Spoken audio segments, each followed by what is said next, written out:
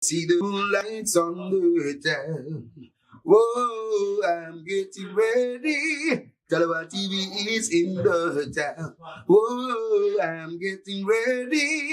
Got a corner on the telephone. Yeah, this is the Ocean of the Messenger, and you're watching Talawa TV with the host and best. Davis, take it away. My Talawers, good evening, good afternoon, possibly a good morning. If I check my clock, what's my time? It is officially 1:23 a.m. here in London. So it's definitely a good morning to those of you who are based in England, a bit like myself, and possibly somewhere else in the world.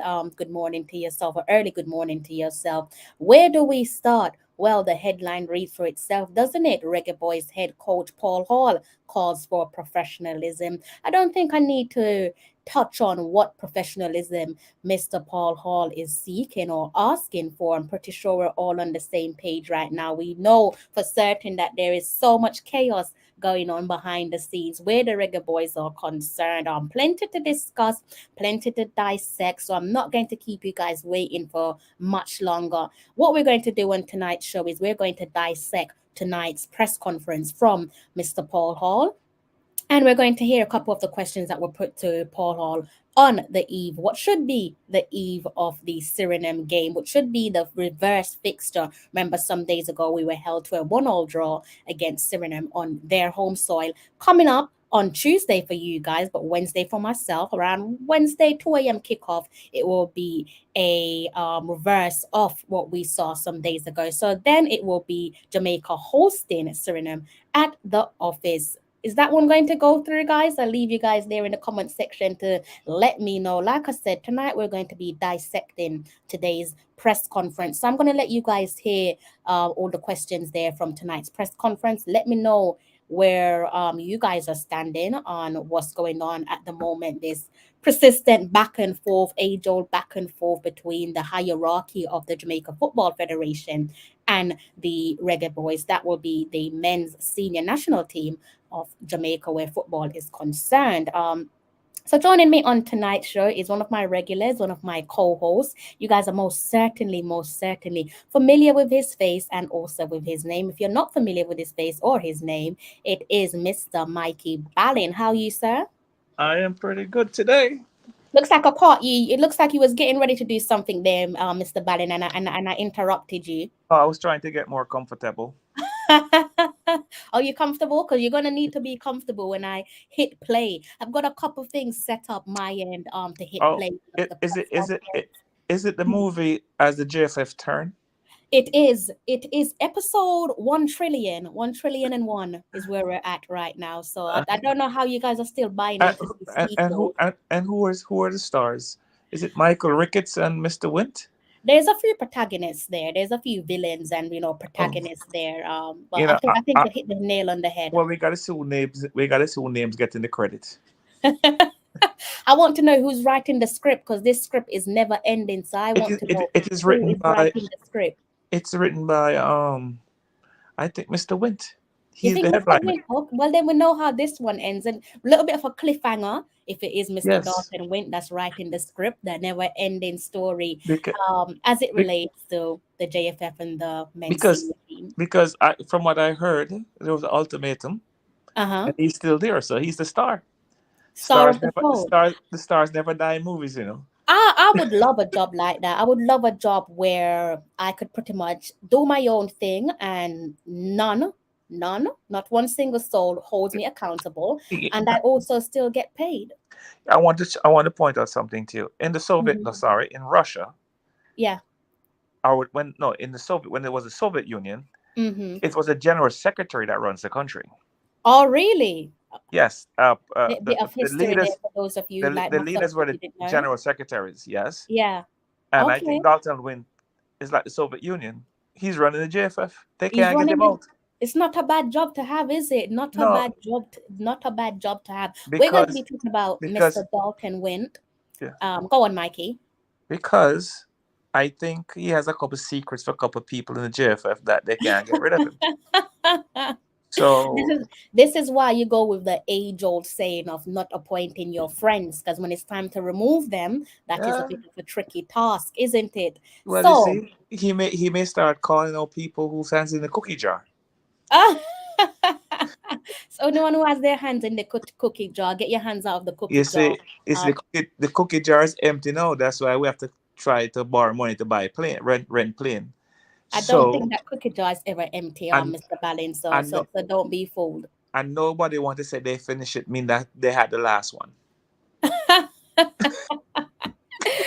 Good evening, Mr. Hot Chili. Thank you for tuning in. Guys, if you haven't done so already, kindly go ahead and hit that like button for me. And if you're new to the channel, do go ahead and hit that subscribe button. So, like I said, tonight we're going to be listening to the press conference there. Today's press conference from Mr. Paul Hall. Hot Chili says, I agree with Paul Hall. You're not the only one that agrees with him. I also agree with Mr. Paul Hall as well. Paul Hall, the gaffer for the Reggae Boyz, the senior Reggae Boyz team, that is calling for professionalism from all fronts, from all parties involved. So that goes it for the media, the 12th man, the players, content creators, and also those in the higher echelons where the federation is As concerned.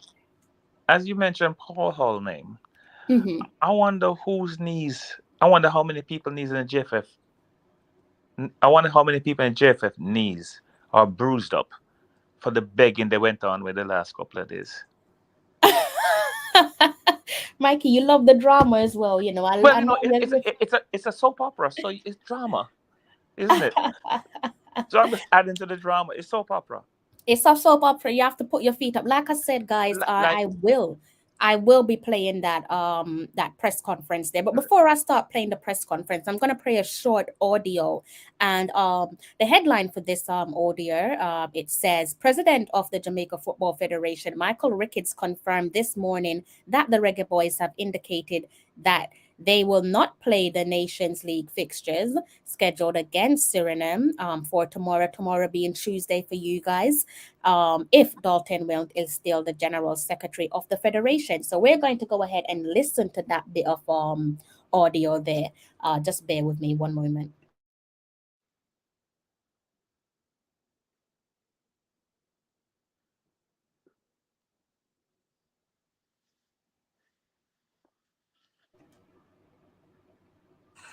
Is it true that the players have said they will not play tomorrow unless the general secretary is removed? Well, a number of things are being said that have not been said to me personally, but I'm not denying that it has not been said. But like I've said, we must deal with it with the highest level of alacrity, and certainly I'm going to call a meeting by 11 o'clock. So, sir, before the day is through, we'll make an announcement. So then the next one that follows after that one there, guys, and I hope they have not removed it. So let me just go and try and find a follow-up video to that, which is from the skipper, or I should say the acting skipper is usually the vice captain, who is none other than Damien Lowe. Damien Lowe, the headline that goes with Damien Lowe's response is Reggae Boyz defender Damien Lowe said the federation is aware of the players' demands and hopes a resolution can be met soon. So I'm going to play Damien's response there when he spoke to the media some while ago. Bear with me.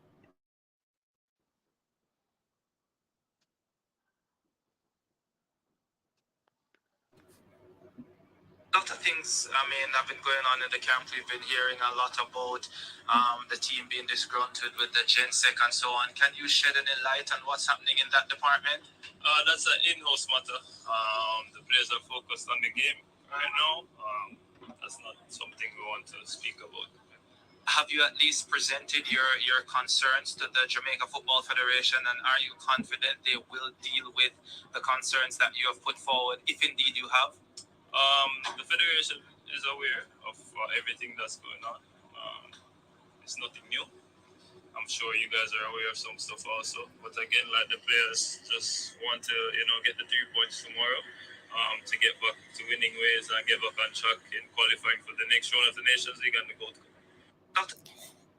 So that sounds like it's a pretty focused Damien Lowe focus on tomorrow's game. Whether tomorrow's game goes ahead, that remains to be seen.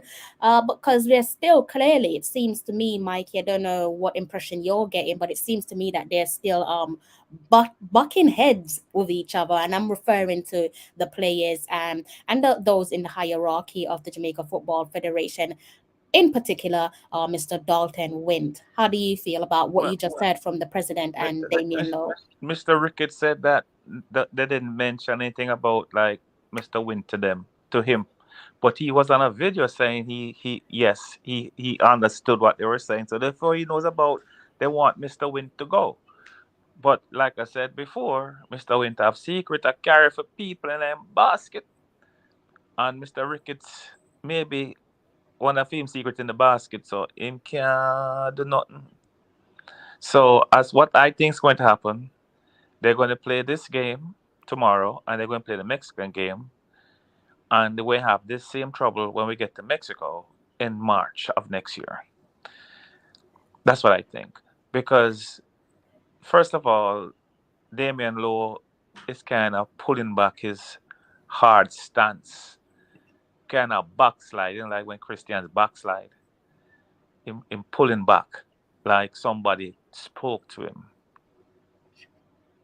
or somebody offered him something. Now, this is my opinion. I didn't say nobody offered. I said maybe somebody offered him something. Don't know what, maybe.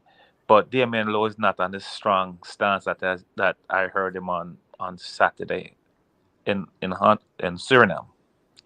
That's what I think. Think it's one of those things as well where the boys, whatever decision they're planning on making, they have to make sure it's a decision that don't have a negative impact on everyone around them. So, the underage team, and then, looking over to their female counterparts, if they were to pull out of tomorrow's game, will it have an effect on the Reggae Girls setup, the underage setup, and so on? So they have to make sure that whatever decision they make, it affects them and only them, and not necessarily others as well. I think that Leon Bailey is a capable guy. I don't look like he looks like a leader. Seems like a leader to me. And I think when they were in Suriname yesterday, because they spent the whole day can talk and everybody voice their opinion, maybe Liam Bailey tell him to listen. If we don't play it tomorrow, or I mean Tuesday, that means that our rankings will go down, and some of us can get contracts in certain countries. So we have to play and win tomorrow to get our ranking up. And also, we still want Mr. Win to leave, but we're going to try between the break between the Mexico game that's next after this one and the next fixture, Nation League fixture, which is March. But in that space of time, Mr. Win have to go. But knowing the JFF, Mr. Win ain't going nowhere.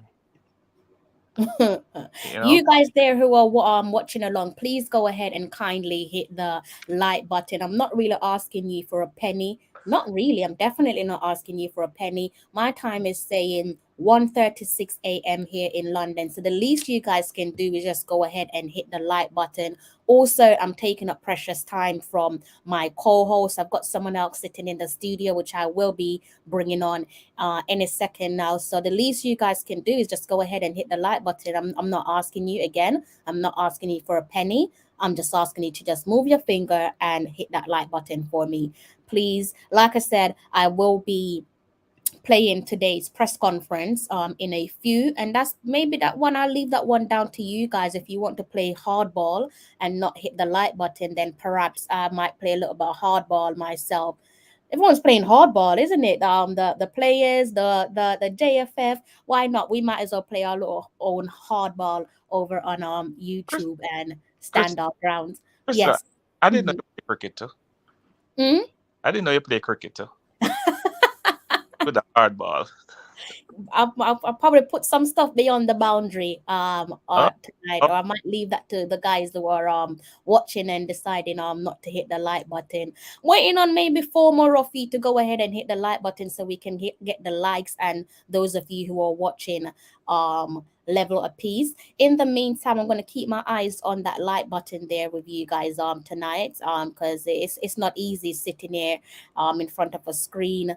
Most of us are tired. We're operating from different time zones. So the least you guys can do is just say a little gentle thank you and just hit that like button. We'll be playing that press conference from today's presser with Paul Hall.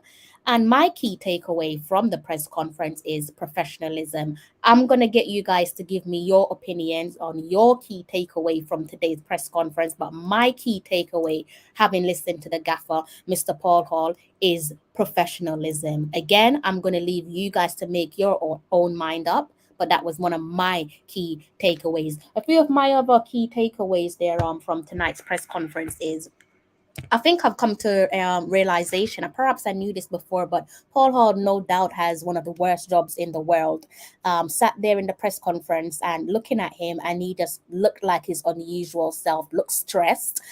Kudos to the gaffer for putting on a brave and positive front, even if he's probably livid, absolutely livid on the inside. Visibly, he tried to brush that aside, but you can tell that there's so much going on behind the scenes that he's not comfortable with. Again, he's calling from professionalism from everyone. He's optimistic, and yes, Paul Hall has to be optimistic, because if he isn't optimistic, the players won't be optimistic. Subsequently, the 12th man won't be optimistic. Another thing that I gathered from the press conference is that the gaffer there, Paul Hall, is not interested in politics, but at the same time, he's more than willing to address politics. Not interested in politics, but he is willing to address politics, and a realist. So a couple of stuff that I've already said about Paul Hall from previous press conferences is the same. I kind of feel like a little broken record when I speak about the gaffer, because he's been quite consistent in my eyes with in terms of how he carries himself in the press conference. Again, I'm gonna let you guys decide your own verdict on today's press conference. In the meantime, I'm gonna bring out Mr. Richard Stevens. How are you, sir? Good night, Crystal, and good night, the one and only, unmistakable Mikey. Richard, Ballin in the Richard, house. I want to welcome you and good morning to you. And you're looking good and fresh, like you just wake up. You know me almost as well as Crystal. Before I forget my manners, good evening to yourself, Rochelle, and Hot Chili as well. I know I've told you good evening, Hot Chili. Good evening to you guys in the comments section. Mr. Jermaine Miller, what's up? Good evening, good day to yourself. You're right on cue, because we're about to listen to today's press conference with the gaffer, Mr. Paul Hall. How you feeling over there, my friendly neighbor, Richard Stevens? How you feeling? Honestly, I'm going to let you into a secret. In this, my right eye, resides a tear, Crystal. I have a tear in my eye for the debacle, for the drama, for the mess, and for the way Jamaican football is being kicked from pillar to post, Crystal. Crystal, the word on my mind this evening. I have copious notes here, taken and written from this morning. The word or two I would like to use and put to yourself and Mikey, Jermaine, Rochelle, Hot Chili, one and all, hit the like and subscribe button. Relationships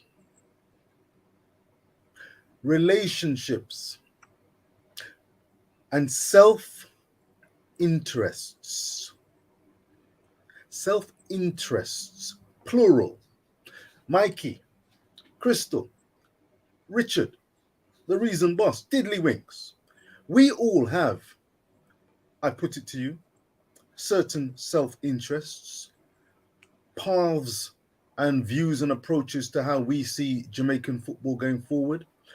I'm hugely concerned at how competent and how seriously the various stakeholders involved in Jamaican football are in terms of building a viable, credible, strong Concacaf and world team that the Reggae Boyz I once thought could be, certainly at Concacaf level. And who knows, with the support, the enthusiasm, the various tools that we have across the Jamaican diaspora, I was hugely optimistic. 1 year is fast approaching when I first joined the Juta bus, the Gold Cup. After the Suriname game, irony of ironies, I'm really concerned at the relationship building capabilities, the lack of trust, the lack of transparency, the lack of effective communication skills, the abundance of pride and self-interest that has made the challenges that Jamaica face far outweigh the opportunities that I once thought Jamaica had in making a mark and leaving an indelible mark in our sporting history. We are in danger, in grave danger of being remembered, football-wise, as being akin to a laughing stock. I almost used the word patty shop, but as I sent a text to a friend of mine earlier this week, I made it clear. And I made it clear on my Rich Poe Sports YouTube short channel. Patty shops, for the most part, are viable businesses. They have a product, they sell the product. Jamaican football, I thought, was in iffy hands. I'm almost left speechless, even though I'm speaking now, at the plight and state of Jamaican football today. Crystal, I salute you. Mikey, I salute you, because you have been aboard this wagon, this movement, this joyous game, or supposedly joyous game, for it is a game, it's a sport, it's a game loved the world over. And what I see Jamaica through the JFF, through certain individuals who I've seen on social platforms, on YouTube, through certain self-interests, those who would find it easier to like and laugh at the drama that is unfolding, ask for the like button to be hit, ask for the subscribe button to be pressed.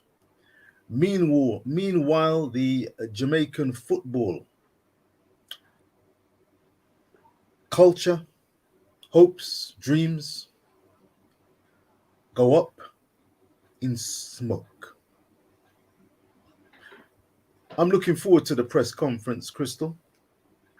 Oh, you haven't heard the press conference yet? I've heard it in part, Crystal. I've heard it in part, and I've heard the likes of I Am Sure Sport. And I've heard you and a couple of questions that you asked, which simply, you laugh, which simply you won't be surprised to hear, Mikey won't be surprised to hear, and viewers won't be surprised to hear, hit the proverbial nails on the head. Mr. Hall, interestingly and pertinently, thought likewise. We'll all get a chance to hear this press conference, and I fully expect to hear professionalism emanating from Mr. Hall. This is the mother of all jobs, footballing wise, sporting wise. I said it a year ago, and it's ironic that Mr. Paul Hall is seated in a press area, and you have been part of the press corps asking the hard and relevant questions. Mr. Hall is in the mother of all difficult places. I would love to find out if Mikey, Ballin, and your good self feel that YouTubers, fans, the JFF, and the players can find it within themselves to put down self-interests or to reflect on their own self-interests, their own agendas, if you will, and be prepared after scrutinizing oneself, as the good book says, before you cast a stone, check out yourself. Mr. Stevens, we're gonna there's plenty to dissect. So we can definitely take a look at your questions, but I'm a little bit cautious of time again because it's almost 2 a.m. now, and the press conference is over 30 minutes long, if I'm not mistaken. So I don't want to take up too much of your time and too much of Mr. Ballin's time. So I'm going to go ahead and play the press conference. Someone asked, Jermaine Miller, no, the equipments haven't arrived yet for the call-in show. But what you can do is you can click the link there in the comment section, and you can come on air with us, and you can turn your camera off, so no one will have to see your face. I'm more than happy for you not to turn your camera on, whatever makes you comfortable on this occasion. And next time round, I should have the equipments in the next few weeks, guys. Shouldn't take me a whole month to get the equipment. So then we can look at some call-in shows. If you're just tuning in, the headline reads for itself. Reggae Boyz head coach Paul Hall calls for professionalism. Good evening to the rest of you guys there in the comment section. I am not ignoring you all. I have definitely seen your comments, but tonight's going to be a bit of a, I'm going to say shortest, but it's never ever a shortest show. There is plenty to discuss is what I'm trying to say. So I'm just trying to like usher us along in due course. So what I'm going to do right now, something similar to what I've done before, I'm going to play the press conference there in sections, and I'm going to pause after every journalist or content creator has asked their question, and then if there's something key there for us to dissect, we can dissect it. Like I've said, guys, earlier on, my key takeaway from today's press conference by the Reggae Boyz gaffer Paul Hall is professionalism. That's what he's asking from everyone. So the 12th man, those in the media, traditional media, YouTube, the players, the JFF, the coaching staff, him included as well, everyone, professionalism. So without keeping you guys waiting for too long, I'm going to go ahead and play that press conference there.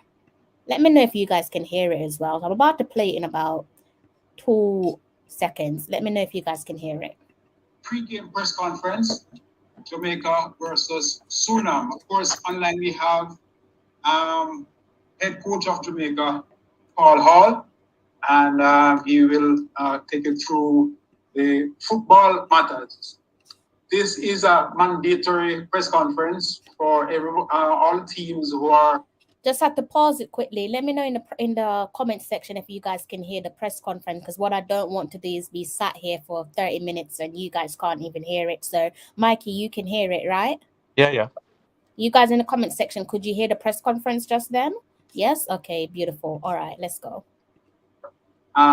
In the Nations League, so therefore it's a must. And this is strictly about the game itself, not about administrative matters. It's about the game itself. So Paul will answer questions about the game in Suriname and the game against Suriname tomorrow and other footballing matters, not administrative matters. So he has another meeting at 1:45. So therefore, we have to get into the matter as quickly as possible. So we go straight into it and say, welcome again. Thank you. Mr. Hall. Thank you. Thank you. Floor is yours. Great to be here. Anybody taking their first questions? All right, Paul. Before we go into the questions, can you tell us about the game in Suriname? How did it go? Were you pleased with what you saw? And of course, Jamaica led for most of the way, but then gave up a goal in the last. So just tell about it. Yeah, pleased, really, really pleased with the resilience of the players to go away from home and get a goal up. Fantastic.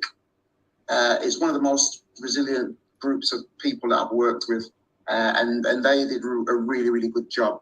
The only bad thing about it is we didn't come away with the 3 points, because I thought we were good for the 3 points. I thought that Amal had saved us in that game so many times that it was just so gutting to see him just put a goal in the back of the net, because he deserved it. It was a man of the match performance for him, and he saved us. So that I was happy with him, and I can only just continue to support him and make sure that he's supported through the process, because he's going to be blaming himself.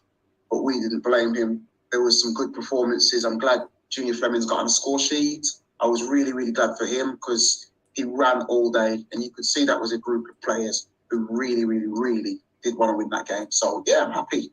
And we're looking forward to coming back now and welcoming them back to our place with a much stronger squad, and a squad that's hungry to beat them. Is it a welcome that you're going to give these guys, or you just mentioned the word beat? Because it's 1-1 now, and it's a must. Jamaica need to win tomorrow to advance to the World Cup next year. This is a serious game tomorrow. They're both serious, and I think it's about giving them the biggest welcome that they can give us. So what I'm asking the public is, come on, come out, come and support us.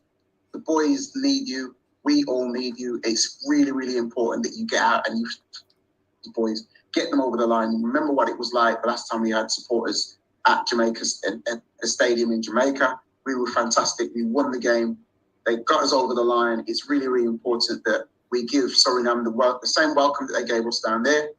We're going to do it Reggae Boyz style. We need you to come out. So trust me, if you come out, those boys will get us over the line. We will make sure that we give them the welcome that they deserve. And we've got some really good performances coming. I really do believe that. So let's get out and support the boys. All right, so I'll turn the floor over to the journalist now, and the first person is Mr. Leighton Levy. Go ahead, Leighton. Sir Hall, how are you doing? Congratulations on the game, in the sense that my observations, the passing was better, the spacing was better, but the finishing was not what you would have wanted. I think we had more than half chances to score. Also, I thought we gave Suriname too much space to play. Yes. Are those things that we can remedy going into the match in 48 hours? Yes, Tommy, we've got 5 additions coming into the squad, and although I'm mindful with what happened against Panama, we are a much stronger squad. So we're going to be on the front foot. We're going to be trying to suffocate Suriname as much as possible. They need to understand that we're on the front foot now and we're at home. So yes, they're going to have some space. They're very good players and we have to respect that. But we're at home. We've got the initiative, and yeah, we've got some good players coming back who are going to be involved in the whole squad together. We've got Shamar, we've got Ravel, we've got Bell, Jamal, Lowe, Rolando Aarons. These are quality players coming back, so we're looking forward to seeing Suriname tomorrow. All right, that's it from me for now. Thanks, Coach. Thank you. All right, let's go to Jerome.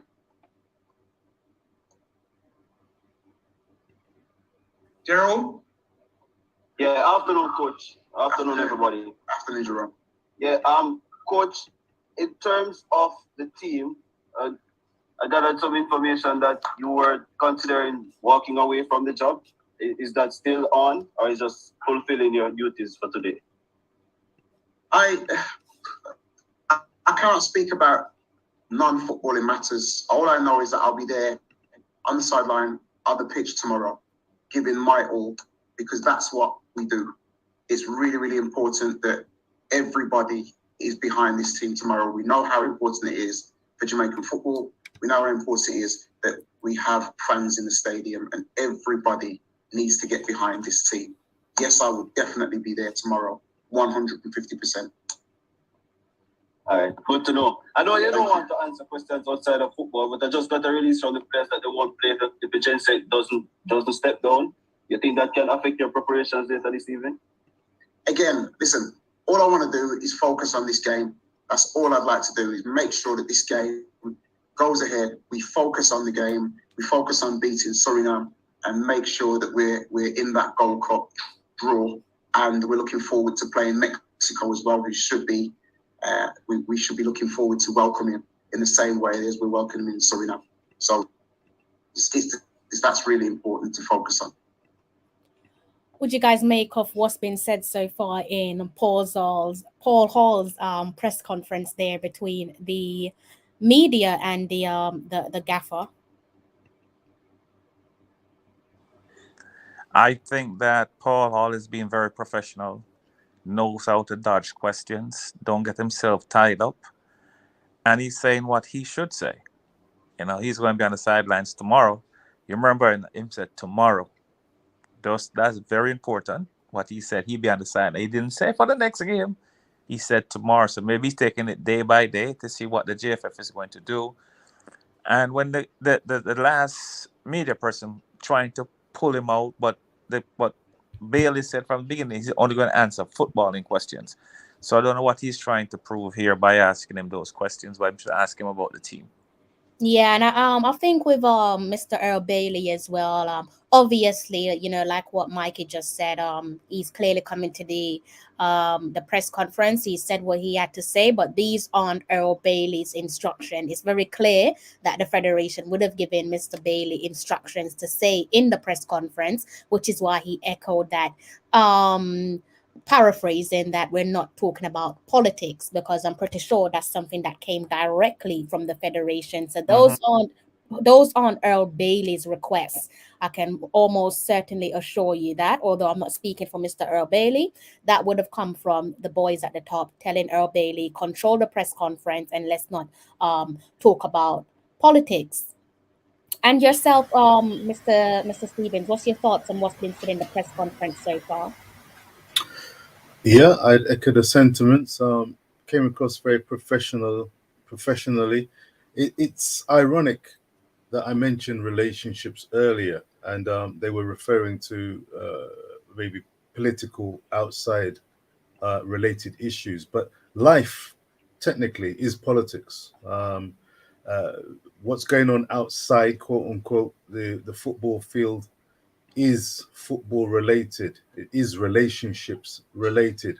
I find it interesting that Mr. Hall said that he would be on the touchline tomorrow and was encouraging positively, interestingly, fans to attend. From what I've been gathering and listening, there have been various conversations regarding protests, regarding not showing up for the game, showing up for the game in certain garbs, showing up for the game, maybe going onto the pitch, showing up for the game and not entering the stadium, showing up for the game, staying outside the stadium, or going to protest at the JFF would mean that these individuals would not be at the stadium supporting the Reggae Boyz. So I thought that was quite pointed. And if that is exactly the heartfelt feeling of Mr. Hall, interesting how he may find the various alternative approaches that have been going around Jamaican fans as to how to react to these seismic, hugely unfortunate, sad events surrounding the game, the beautiful game of football. Your thoughts, Michael, Crystal? Okay, we've already heard from Mikey. We might have missed it there, Mr. Steven. So I'll just chime in quickly before I just press play again for the rest of the press conference, because I'm just mindful of time. We've already gone past 2 a.m. here in London. So myself and Richard are operating on the same time zone. Almost certain that he does have work in the morning. So I'm trying to again just usher things along and not take up too much of Richard's or Mikey's time. Now, regards to what we've heard so far from the gaffer, Mr. Paul Hall, interesting to see that he touched on stuff such as resilience. Good positive signs here to see that he stepped forward and he's defended his team. Any good coach, any good manager would do exactly that. Also, quite pleasing to see that he's stepping in the defense of Amal Knight. We know that Amal Knight stepped in between the sticks in the absence there of Andre Blake, and unfortunately right up until the latter stages of that game, he made one costly error, and that error resulted in a own goal. So it was nice to see Paul Hall step in the firing zone, if you want to call it that, and defend his goalkeeper, who he lauded as the man of the match, trying to save Amal Knight from the scrutiny because he was facing a lot of unfair backlash. Also, interestingly, quite positive to hear Paul Hall asking for support from everyone, emphasize that he's calling for support from everyone. Also, a bit of an emphasis there on the 12th man, asking Jamaica to show up on Tuesday as we host Suriname in the reverse fixture of the Concacaf Nations League. And it's also good to see that he's looking ahead. So there's plenty of positive there from the first couple of questions there for Paul Hall. What I'm going to do is hit play on the rest of the press conference. Like I said, I'm going to stop after every journalist or content creator has had their say, or better yet, I might just stop when I feel like it's a convenient time to stop, because again, I don't want to take up too much of you guys' time. Before I forget my manners, thank you to those of you who have tuned in to the live stream and have already hit the like button. Thank you guys. I hope you're having a pleasant evening, and I will be back with my lovely co-host to dissect what's been said in the press conference. Enjoy the listen. No problem. Thanks. So, I have a question. Yeah, but okay, Robert, but we're trying to go with the order that they came. Anyway, go ahead and let's hear. Yes, coach. Robert Bill here from the Dealer Sports, coach. Hi, Robert. Yeah, man. Are you pleased with the attitude of the players? You know, during the Suriname game over the weekend? Yes, fantastic. Like, I can't congratulate the players enough. It was a group that was very, very together. You could see when we scored, the whole bench was hugging. You could see that the players wanted that result, and the fact that they went up 1-0 away from home is difficult anywhere that you go in the world. And to go 1-0 up away from home shows you how together they were. That's the lapse in concentration. Suriname didn't score on us, we scored on ourselves. So it's important for us to understand that we were in control. Yes, they had their chances, but so did we. So we need to make sure we focus this time and make sure that we don't give Suriname any free gifts, and make sure that we send them back home with absolutely nothing to show for. But how do you keep these players focused with everything that is around you, though, coach? These players are focused. They're very focused. We all know what we want from this. We want to be the number one team in CONCACAF. But that's what we want. All the boys, all the players, we want that. We've got high standards. Even the boys that's come in, they've come in with so much conversation about beating Suriname and beating Mexico and really going forward in the future and really becoming a team to be reckoned with consistently in the future. And when you hear that, then you can only be given confidence and push forward and make sure that we create an environment for the players and the staff to flourish. Thank you, Robert. Let's move now to who is this now? Mr. Wheeler. No. Daniel Wheeler, go ahead. Yes, yes, coach. I know there's a football person before me, but good afternoon. Firstly, coach, I know that your immediate focus will be on the game tomorrow, but does in terms of whether the result tomorrow or whatever happens this evening, will it affect your decision if offered to take the full-time job? Well, again, it's something that for me, listen, this is a dream of not only myself and Fitzroy Simpson was sat in a hotel room before we even played a game for Jamaica, saying it was our dream to help Jamaica go forward and really achieve something that they've never achieved before. That dream has never, ever stopped. So it never will stop. So one result, either way, could never stop that. It's a dream. It's something that controls us. It's a motivation from inside, it's intrinsic. So you cannot not want that to happen. So it's important that I've got to drive this country forward, and it means driving everybody. And I mean, we've all got a part to play in this. We've all got a part to play. The girls, the boys, you as reporters, everybody on social media, the players going out there. We've got to meet with the public. We've got to make sure that we become a powerhouse on and off the pitch, reconnect back with the public. I think all these things are really, really key. So it is, yes, it's a dream, and one result, when you think about it like that, across the whole long-term strategy of what we're trying to do, one result can never derail what you're trying to do. Let's go down the follow and just a follow-up question about the game tomorrow in terms of your preparations. What do you feel that you need to do to better defensively to make sure that in terms of certain errors that you don't get pressured as much as you were on Saturday night? Yeah, good question, Daniel. I think, we were very much working on the defensive side of things, but when you go into a game and the pressure comes, those type of things happen slowly. But we need to make more improvements defensively. I thought we gave them a little bit too much respect, attacking us, and allowed them to get through and have a few shots at us, which forced them all to make some really, really good saves, especially early on. So I'm looking for the boys to really make it a fortress at the back, and just really focus on trying to be stingy with the amount of efforts that we allowed Suriname to make on us. Daniel.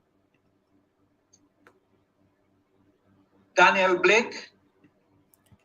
Can I ask you, Mikey, quick one before I play the rest of the press conference there? How significant is the wording there from Paul Hall, where he says that we all have a part to play? How significant of a message is that from the gaffer?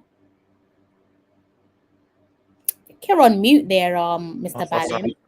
He's sending the JFF a message that we all need to be on board.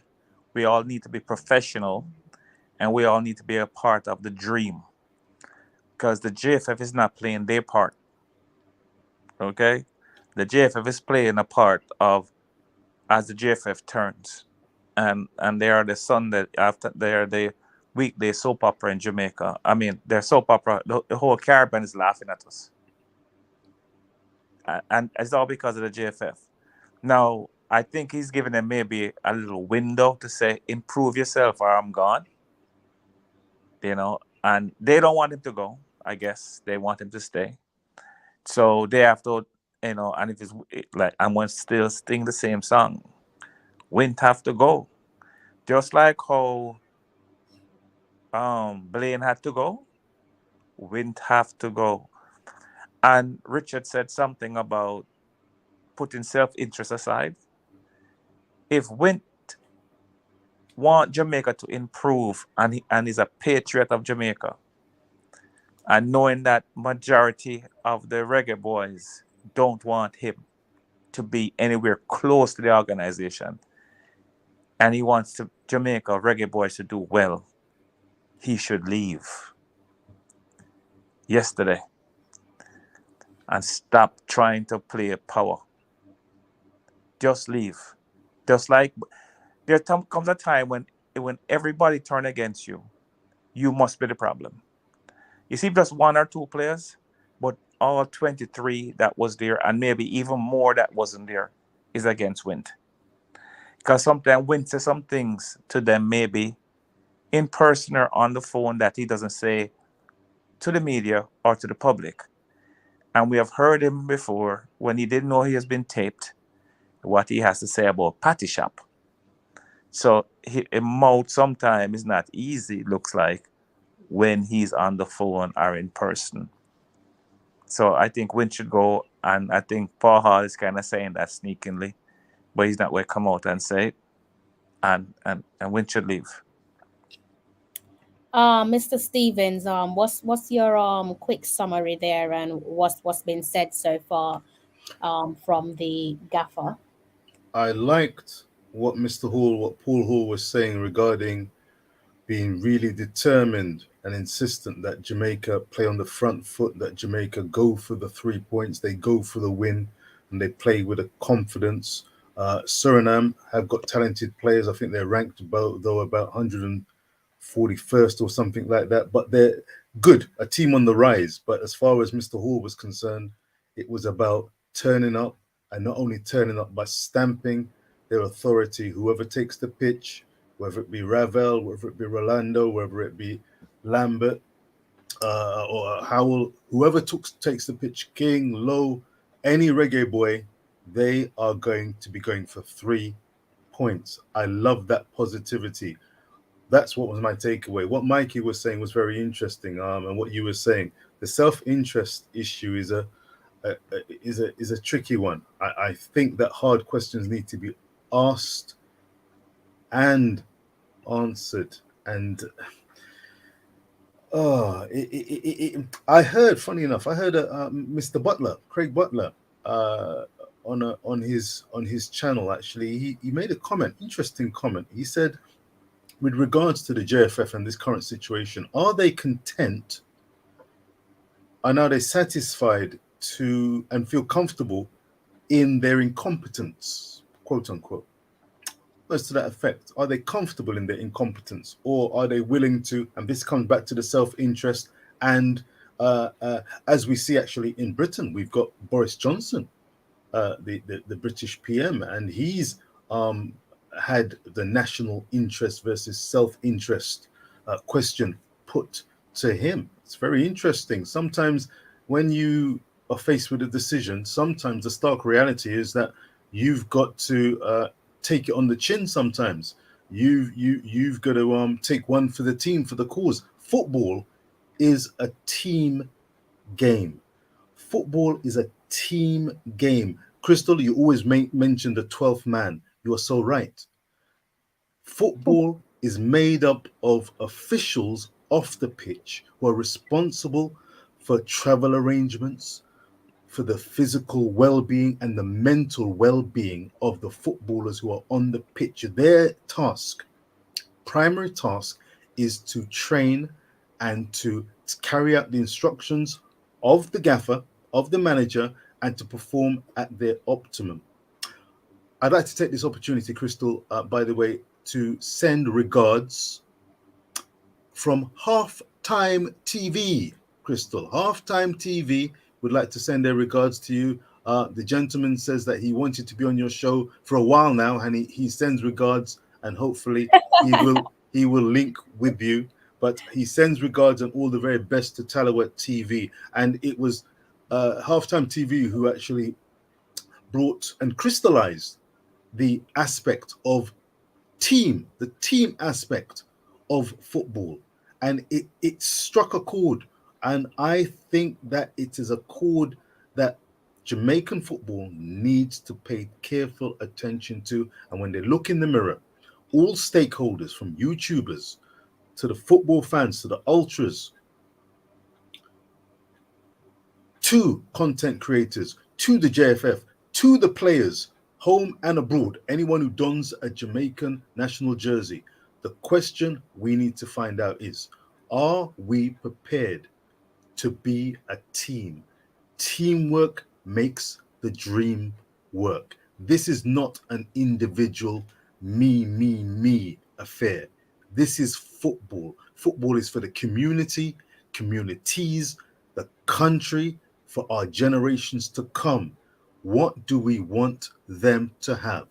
Rubble or something they can be proud of, Crystal? That's the question that we need to ask. Crystal. All right, so thank you to Halftime TV. Definitely looking forward to having you on my platform. I don't think we've managed to merge together yet. So definitely looking forward to speaking to you on my platform. I'm just going to bring up a shared screen for you guys there before I go back to playing the rest of the press conference. Thank you to the many of you who have tuned in. Okay, I'm just trying to see what's the best way of showing this to you guys. Bear with me. Let me just try and figure this out quickly. You've always got something for us, Crystal. What have you got in store for us this time? A little bit of update as it relates to what we're talking about with Mr. Dalton Wint. I'm just gonna do what I usually do. No need to try and chop and change anything right now. Okay, and what I'm going to do is I'm just going to head over to Twitter here and read something from the trusted Andre Lowe. And it's this one, you can probably read it for yourself, but instead I'll go ahead and read it for you. JFF General Secretary Dalton Wint has indicated to the JFF board that he will resign. Board members are awaiting indications of effective date and have made it clear that he will be fired if he does not tender his resignation. And that there is from Andre Lowe from the Jamaica Observer. So that's a quick little update there for you guys there as it relates to the topic that we're talking about, the back and forth there between the Jamaica hierarchy on this occasion, focusing heavily on Dalton Wint and the tug of war between Dalton Wint and the Reggae Boyz, the senior men's team of the Jamaica Football Federation. So everyone seems to be crashing heads and plenty of bulls all in one pen going at each other. But before I continue, let me just check. Mikey, you good your end? Yes, there's something here. Mr. Wynn should follow Mr. Blaine in putting Jamaica first and not his ego. And Mr. Blaine showed us that you can leave gracefully, but Mr. Wynn is now giving an ultimatum. Better resign or get the sack for you British. In us here in America, you get fired or the boot. So I think he's gone. So we probably hear more. That's a developing story there for you guys that are wondering. So as the night draws to an end for you guys in Jamaica, I'm already into my Tuesday morning, 2:20 to be precise. So as the hours come by, we probably hear final confirmation of a departure from the General Secretary Dalton Wint there. I'm going to go ahead and play the rest of the press conference. I'm looking at you guys there in the comments section. Again, I know we're pressed for time, so I'm not trying to take up too much time from you guys. Mr. Stevens, you were saying? I was going to say, I was just looking in the comments section. I know that I've heard, and as Rain Scorpion 1983 has said that Dalton Wint has resigned. It is a ever developing story. So according to the short article that you read there, he is saying that he intends to resign. I've also heard that he has actually, in fact, resigned. So this is a breathless, ongoing situation and story that is one that we've got to tread very carefully with and just see how things unfold. And I'd like to say good night to the subscribers. We it's probably a better idea to just, or a safe idea to go with trusted people, people who are credible sources. I don't need to introduce Andre Lowe to you guys there who are familiar with Jamaican sports. You should know by now that he's one of the most trusted journalists, not just in Jamaica, in the Caribbean, but just globally speaking. So I'll read that statement there from Andre Lowe's Twitter account, just in case you guys missed it. And it says JFF General Secretary Dalton Wint has indicated to the JFF board that he will resign. board members are awaiting indications of effective date and have made it clear that he will be fired if he does not tender his resignation. So on this occasion, I'm going to side with what Mr. Andre Lowe is saying, as he is heavily trusted, like similar to what Richard Stevens and myself has said. This is obviously a developing story. So things will change. We can say something right now, and then in 5 minutes' time, it could be nail in the coffin. Goodbye to Dalton Wing. So it is a developing story. So choose which information you guys want to keep your eyes and ears gripped onto, and if you want to multitask, be my guest. But it is definitely a developing story. And talking of developing story here, fast operating, fast developing. Warren Webster, Tottenham fan impresario, Mikey Balling's right hand man, is in the building. Big up, Warren. Big up. God only knows, Warren, what you make as the father of iMaxit and a lover of Jamaican and all things Jamaican. I can only imagine. I've yet to hear you speak on the matter, but I look forward to hearing your thoughts, because sober minds are called for. I've heard someone in the comment section asking if and when Mr. Winch resigns, who will replace him? There's so many questions that will need answering, not only shortly in the short term, but the medium and long term.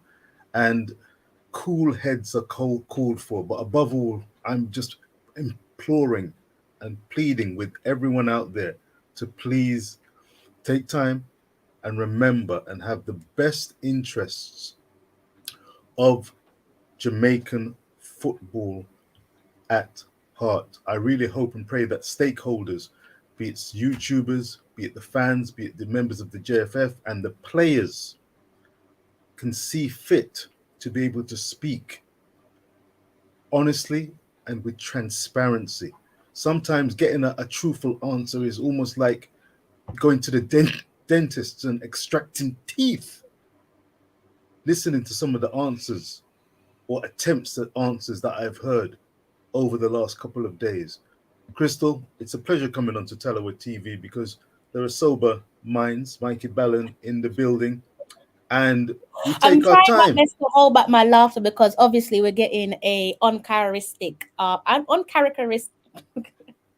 Uncharacteristic. um Richard Stevens tonight. So someone has definitely stepped on his toes. I don't know who stepped on Richard's toes, but someone has rattled him, no doubt, because it's not the usual Richard Stevens that we're getting tonight. And I've been holding my laughter in for almost yes.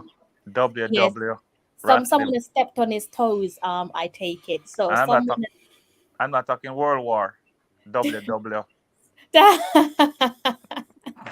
Listen, I'm not getting involved. I'm just going to go ahead and play the rest of that press conference. But there's probably a conversation for off the air. Someone has stepped on Mr. Richard Stevens' toes tonight, and he's asking all types of serious questions. I wonder who that is as well. I have no idea, but this is not the Richard Stevens that I'm used to. So guys, in the comment section, tread carefully tonight, okay? Because Richard Stevens is out to get any of us tonight, and I'm included in that. What I'm gonna do is, before I forget my manners, thank you to you guys there in the comment section for tuning in to tonight's live stream. If you're just tuning in, the headline reads for itself: Reggae Boyz coach Paul Hall calls for professionalism, and we are here dissecting today's press conference from the gaffer himself, Mr. Paul Hall. Warren Webster is saying transparency is the key to honesty, for real boss. Yes, I definitely agree with you on that front. So what I'm going to do is I'm going to go back to playing the rest of that press conference there, and I'll be stopping at some point so we can just go ahead and dissect what's been said. Third time, sir. Hi, Coach Hall. Good afternoon. You've mentioned about the dream of taking this team forward, how you're fully committed, and I know that can't really speak on much of the administrative issues, but how do you assure fans that this is a true commitment, especially after what we've heard and seen over the last 24, 36 hours? A true commitment from what? From who? From me? Yeah, because we've heard the reports about yourself, the players, and you're here saying that you're committed to the program. So how do the fans know that this is a true commitment?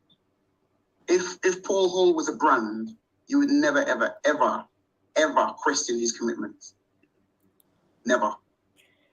So you don't need to ever question that commitment. That's my direct answer to you. I would say that about the players as well, because the way how they performed, and you don't get to see the behind the scenes stuff, but when they went back into that changing room before the game, we were together, and that was a committed group of people. And I want to congratulate them because they've shown some serious resilience. So you don't need to ever question, the fans don't ever need to question my resilience.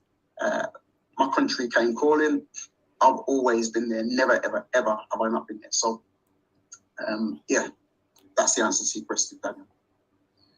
All right. And secondly, I know that over the years we've had some issues with that center forward position. I know that Antonio might have had the most success so far, but Bygrave has gotten some opportunities, Daniel Green. How do we unlock that position so that we can have a number 9 who scores on a regular basis? Well, I'm trying to get the players, I'm trying to get not only the number 9 to score, because once they start putting all their concentration on the number 9, the number 9 gets the blame. I want the number 11, the number 7, the number 10, the number 8 to score goals. I want the defenders to come up and score goals when they come for corners.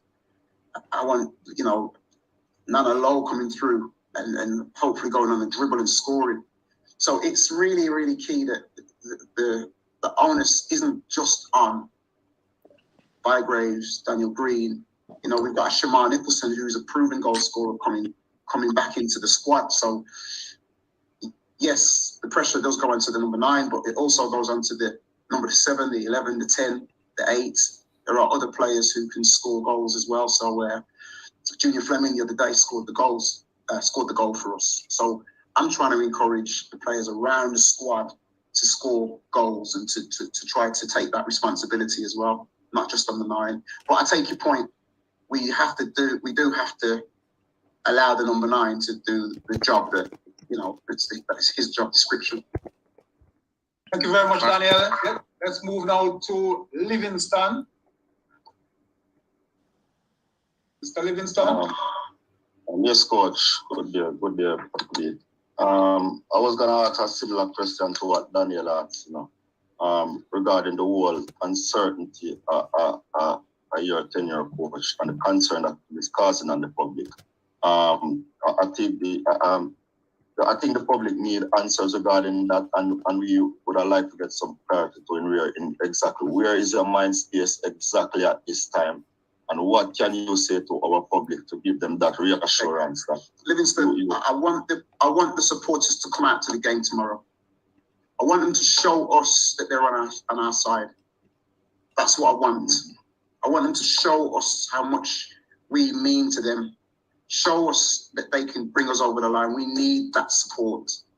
Jamaica, I used to plea to the Jamaican people, we need you at the ground tomorrow. Those players will react to your presence. That's what we need. That provides certainty for us. It's a very, very difficult thing. We know times are hard, but when times are hard, your toughest soldiers should come out and really support us. This is Jamaica, brand Jamaica we're talking about. Let's get together and show everybody that we're one team, and we really do need to have that support coming out and helping us. That's what we really do need. So it's really key that everybody shows us that they're with us. Yeah, but I think they want to see that stability, though, coach, in regard to the head coach position, to even give that support that you are talking of, coach. I think they want to ensure that they have the man that they think will be in place will be there, and know that for the other games there will not be any jump around and switch and changing and chopping and changing at the top. So I think they want to get, although you mentioned your commitment a while ago, I think the public wants to get that reassurance that yes, this is not just for this game, but Paul always will, just as Bailey asked, will be staying on whether the JFF asks him or not, asks him to. Yeah, well, again, I'll answer the question again. I have got no thoughts apart from this game tomorrow. If I'm not saying that I want the public to show me that they would like me here. I'd like them to show their support to come through. I'd love that. I'd really, really like that. So I'm asking people to come through. It's something, it's a very hard thing to refuse when you know that you've got people behind you. Really, really hard. So can we do our best to get everybody into that ground tomorrow and really, really push that team forward? They'll drive. All right, Mr. Livingston. Just one last thing I want to ask Coach about the defense. The teams have been letting in goals almost every game. How much of a concern is getting the defense right, and how much of an issue is it, or what is the issue you're having regarding getting the defense right? Yeah, well, you've got an experienced player. It's quite an inexperienced backline, if I'm being brutally honest. Richard King is very young in what he's doing, but he's a fantastic footballer. I'm in the process of trying to make that back four more solid, and it probably will be a lot more solid. And I'm trying to just challenge the players to keep a clean sheet. And as long as we score more than the opposition, that's my focus. But yes, you're right. It does need to be addressed. We do need to keep the score down. I thought we were going to do it against Suriname, and we didn't. So that's a challenge for the players now. Can we keep a clean sheet? It's really, really important. There will be chances for them. But tomorrow, if we score more than them and get the 3 points, that's key. But yes, it is a target that's there for us. Thanks, Coach. Thank you, Livingston. All right, let's go to Crystal. Crystal, your time. Good afternoon, Mr. Bailey. Good afternoon, Coach. Hi, Crystal. How you doing? I'm well. How are you? Yeah, very good. Thank you. Not bad. Not bad. Happy to hear, Coach. Happy to hear. Speaking of driving the country forward, Coach, how concerned are you that distraction might cripple the foundation of your succession plan? Because I know that's something that you're quite key on, and you've been quite consistent in just about every press conference that I've been on, is that you've always, tried to drum home the importance and patience for your succession plan. Yeah, it's. I don't believe it would ever derail the focus of the succession plan. I'm putting that in place so that it doesn't matter, if I'm not there tomorrow, in terms of I've got a cold or Merrin has to take the team because I've got COVID or something. The succession plan carries on. We've got young players, Akwasa Chung, Daniel Green. We've got young players coming in, and we need to help them guys to grow. And they need to stand beside the pros that are coming in from England and America and Europe, and really take some of the habits. And we need to make those guys really understand what it takes to be a top player. That's a great way of it being a succession plan and a successful succession plan. So it should never ever derail once the processes are put in place and the demands of that 16, so to speak, who we need to win games, and then the other 7 can focus on trying to get into that 16 or trying to grow and try to better themselves next time they come into camp. Thank you, Coach. I have one final question. Go on then, Crystal. Sorry, I know you spoke about responsibility from everyone, which I totally agree on, in terms of responsibility from the coach like yourself, backroom staff, those at the higher echelons of our whole setup, the fans, the players, and so on. So I hope you don't mind me asking, when our dirty laundry is aired out, does it hamper the possibility of young players born in the diaspora committing their futures to us? Because it's no secret that we're operating in a social media day and age. So it's not as if we can hide stuff like we could of back in yesteryear. Yeah, great question, Crystal. And like you say, we brand Jamaica needs to make sure that we are looking professional and being professional as well. I think I've been working hard in the diaspora, especially in England, and the amount of young talent that I've been speaking to is so exciting to come and add to what we want to achieve. And people have been looking over their shoulders, and even there are countries that we are in Europe, should we say, in the UK, who are looking over their shoulders now and seeing how aggressive we are, because they've been using the players who could play for Jamaica and being successful with it. So why can't we use it back? But we need to look professional about whatever it is that we're doing to attract those type of players, Crystal. So yes, it could be damaging, but you've still got to keep beating that drum, and you've still got to make sure that those players are at least considering us. And then once we start really doing well on the field, everybody's going to want to come. And I mean, it just goes to show you that we had Amari Hutchinson, who's a fantastic talent in England, who's played in Jamaica colours before, and not many people would have ever dreamed about that. So as soon as he gets his passport situation sorted, we can have a look at him being in Jamaican colours again, which is so exciting, because then others are going to want to join. And there are others who want to join as well. Thank you, Coach. Good luck tomorrow and enjoy the rest of your day. You too, Crystal. Thank you. Thank you, Crystal. Let's go to I Am Sure Sport. Gonna do a quick little break, guys, to dissect what we've heard so far in the press conference. We've got about, call it, just under 10 more minutes to go for the remainder of that press conference. But just a little bit keen to hear from you guys there in the comment section what you think of what Paul Hall has said so far, and also from my lovely panelists. Be interesting to hear what you guys think of what Paul Hall has said so far. Like I said, if you guys are just tuning in, my key takeaway from today's press conference is professionalism, and that is what Paul Hall is calling for. Is calling for professionalism from all parties. So us in the media, content creators, the 12th man, the JFF, the players, the coaching staff, professionalism from all fronts. How are you guys feeling there, Mikey and Richard? And again, you guys there in the comment section.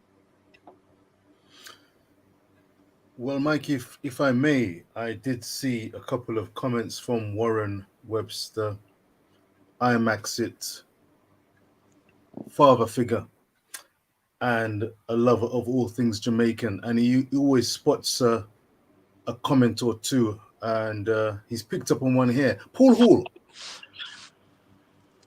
seemed to suggest that he picks the team solely or otherwise. Press conference sometimes don't capture everything, and you don't have time to expand or have a follow-up question.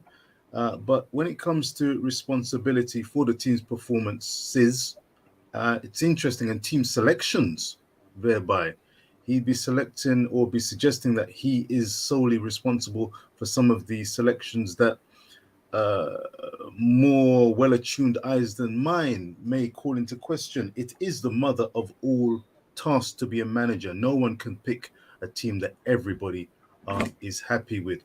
But it's an interesting one, because if we're talking about transparency, if we're talking about being honest, if we're talking about being respectful and aware of the needs of the team, one would imagine that you would want to select, quote unquote, the best team that you see fit, the members in the squad that can make the best difference and that have earned and merited their place. And I know that has caused some consternation on platforms and within the Jamaican footballing communities. Secondly, he mentioned Amari Hutchinson being an outstanding Arsenal talent. Indeed, he is. But it's ironic that Amari, I believe, is on the island is probably taken in and is aware of everything that's happening. And I'd like to go back to that word again, relationships. Relationships are so key. Way back a year ago when I joined the Juta bandwagon and looked at Jamaican football, really got to start to appreciate it. But in getting to appreciate it, there were one or two bumps regularly occurring. And one of the things that presently present themselves and has been presented itself over the year, over the year, is the quality of relationships. I mean, the way some of the players have been treated by the fans, by the JFF, maybe by the gaffer in terms of selections or non-selections, it's been difficult to say the least. And transparency is something that going forward, having a level playing field, being able to call a spade, even if that may upset some people, as long as you're consistent, I don't think you can ask for much more. Being consistent is something that is respectful, is good. It's part of being professional. So going forward, I'd imagine if Paul Hall remains at the helm, he will be under some pressure to be candid in dissecting what he's doing, the support that he has. And I know that he might have been biting his lip somewhat. And again, he's called for the support of the fans.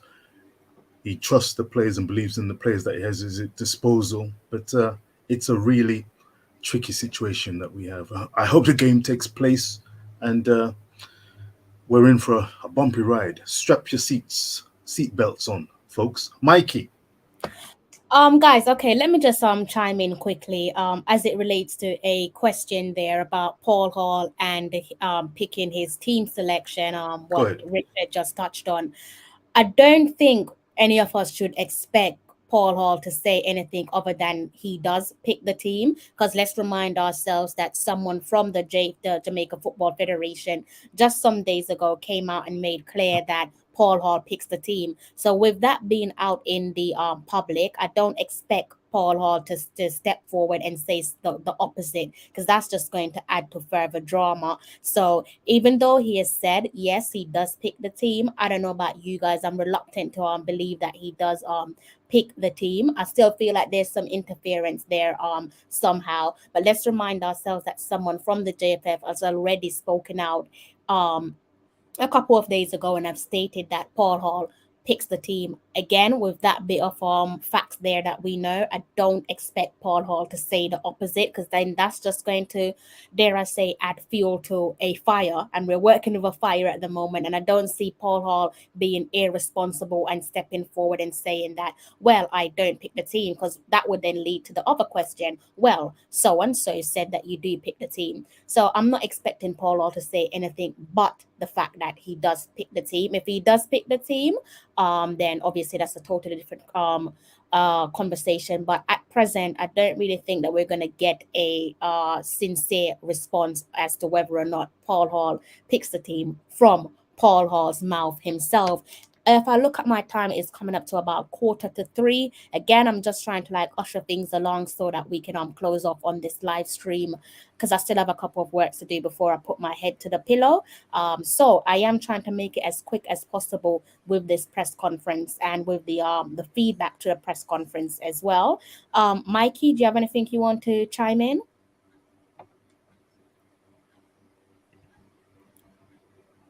Sorry about that. No, I think Paul Hall is saying the right things. He's doing the right things, and I think he may be here next year or there next year. Also, I think that he doesn't pick the team. Paul Hall doesn't pick the team because he's the interim coach, and he's not in Jamaica. So those guys that play in the JPL, he doesn't see them. He doesn't know how they play. So he can't pick the team.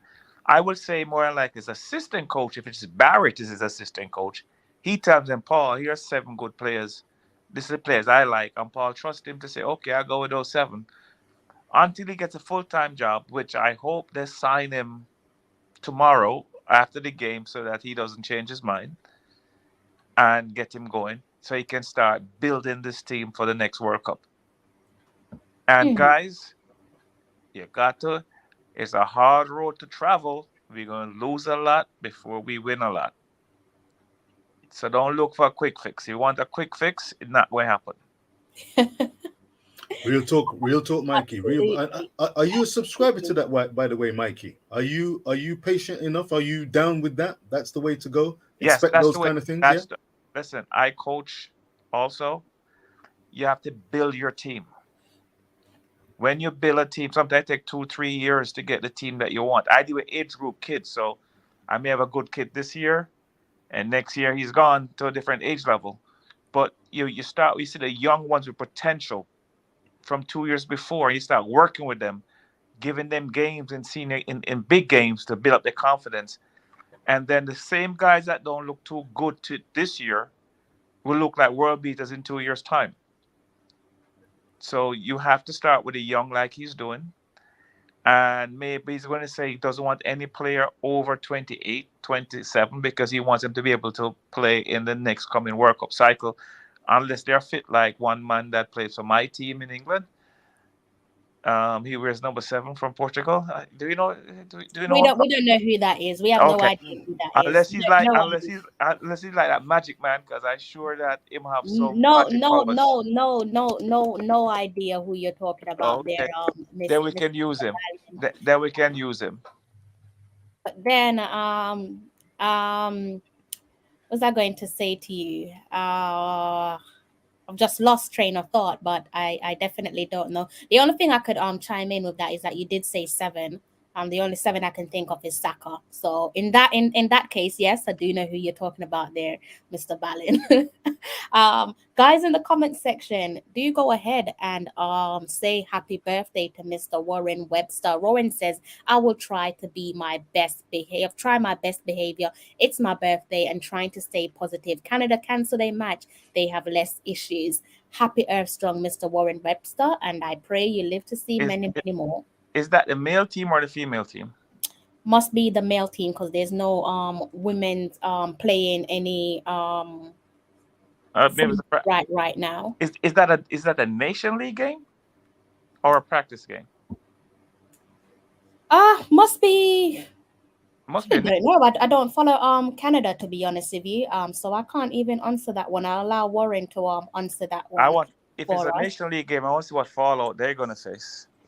You're trying to weigh up the options, aren't you, to see what fallout they face and what fallout we would face. But I don't know. It's more likely to be friendlies, though. I don't think Canada, they have nothing to be upset about, though, do they? They've just qualified for the World Cup. So if anything, they're probably just tired. And money is a funny thing, you know. Money make people get upset all the time. Yeah, I think it's more friendlies. I don't see Canada cancelling a competitive match. They're on high spirits at the moment, aren't they? Having qualified for their World Cup. I saw a tweet. I don't know if it's a tweet or a post where them say Canada have all them Jamaicans and them team a cause problem. There's about 6 guys on the Canadian team. I don't believe that. I think it's the Jamaican players in their team that's trying to calm things down. Let's flip the script. Let's flip the narrative.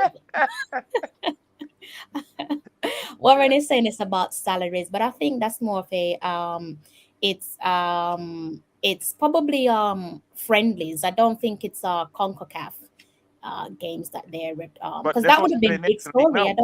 They're supposed to be playing National League also now, with like Jamaica is.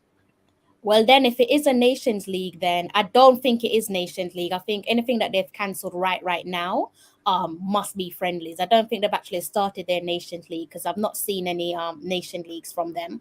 So I think it's friendlies that they've cancelled, not Nation Leagues. Nation Leagues would have been a huge story. We definitely would have heard about it by now. So I think for Canada, it's more about friendlies than Nation League. Right. So they say in there that knowing those same players exactly.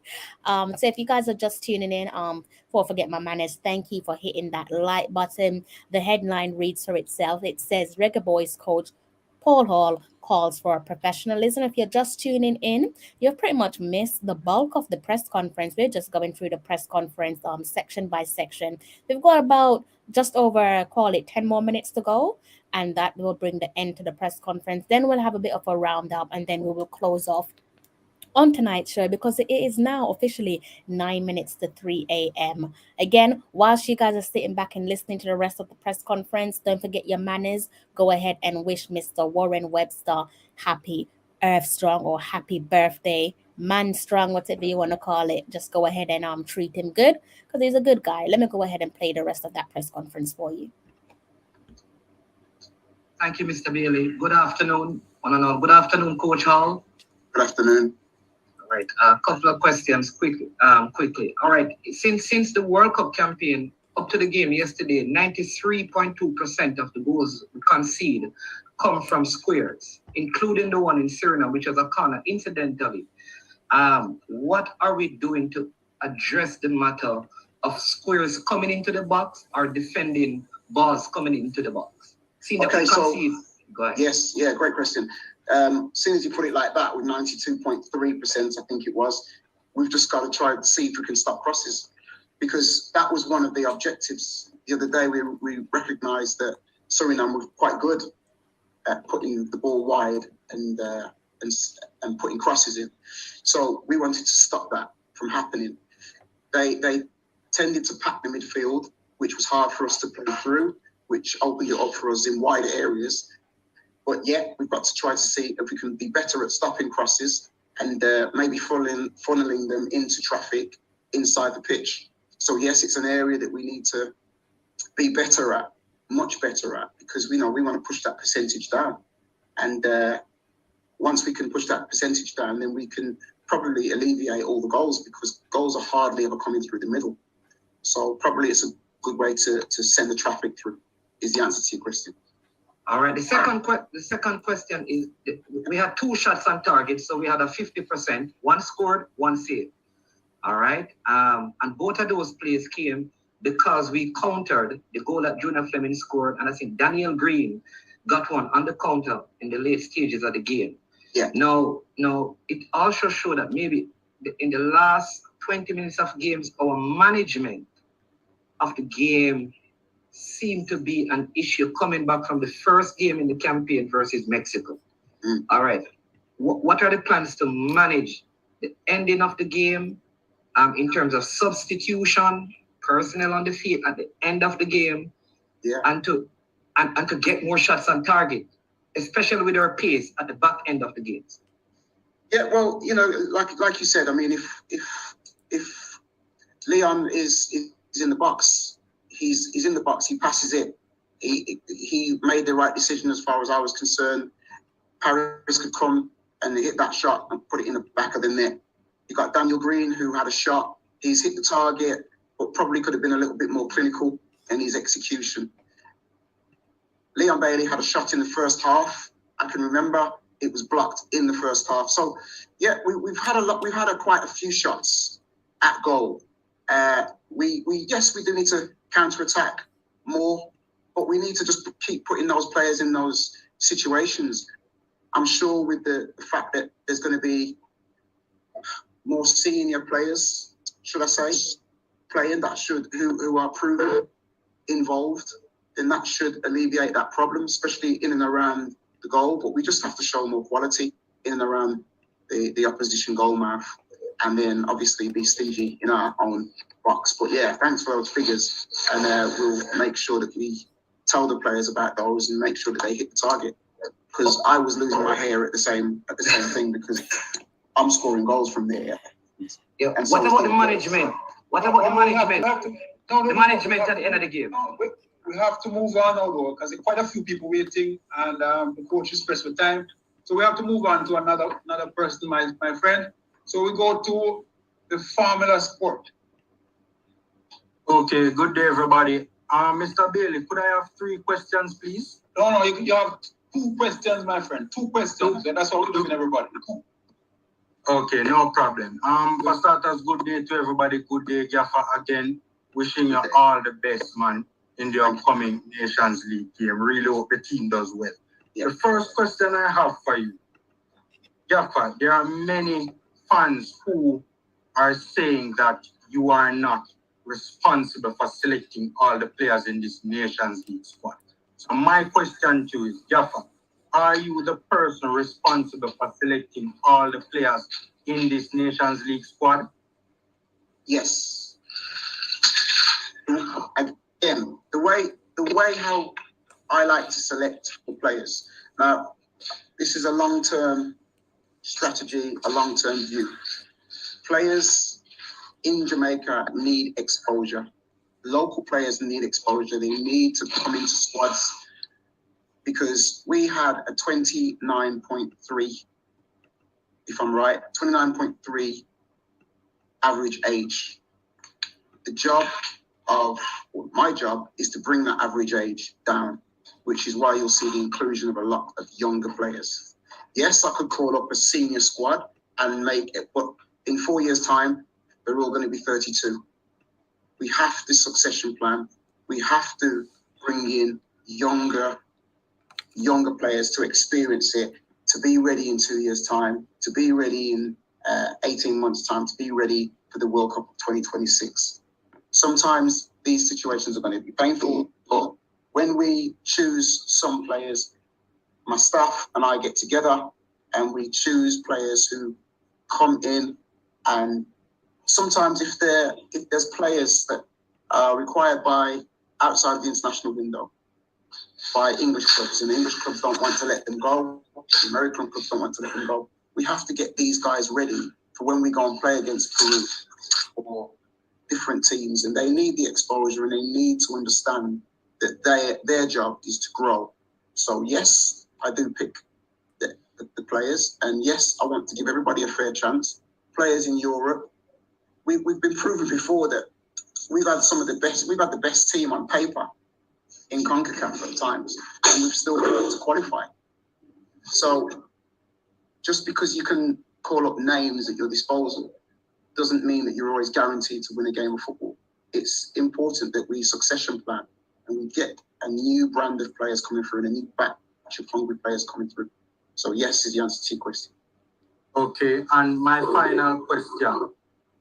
Gaffer, many Reggae Boyz fans do not believe that a number of these first team players have pulled out. So my question to you, and this is a legitimate issue, many Reggae Boyz fans genuinely don't believe, that particular excuse. So my question to you is, what do you say to people who don't trust the process and don't believe that many of the overseas-based players are turning down call-ups and believe the rumors circulating for many years that this is just a continuation of what many believe has been taking place for many years in between World Cup cycles, which is JPL players being given exposure? Okay, what's important, right, is to understand is that when I picked the last squad that won the game in our last win at home, I called every single last one of those players up. I called every last one of those players up because they deserve the chance to go and win another game of football. Some players were having babies, some players were getting married, some players couldn't make it. There were players who weren't chosen, but not from that squad. Not from that squad. Each player that I chose from the squad that didn't come for a particular reason. So that's from me. That is the truth, the honest truth. I have the text on my phone, so I won't show them to you, but there is no reason for me not to prove that. I would never want to change a winning team. So it's important that the players that couldn't come to Suriname, there are players that didn't come to Suriname who were chosen, who couldn't get into Suriname. So now they're back. We've got some great players coming back. We've got some great players going to feature for tomorrow. So we've got Ravel back. Ravel was chosen, couldn't get to Suriname, came back.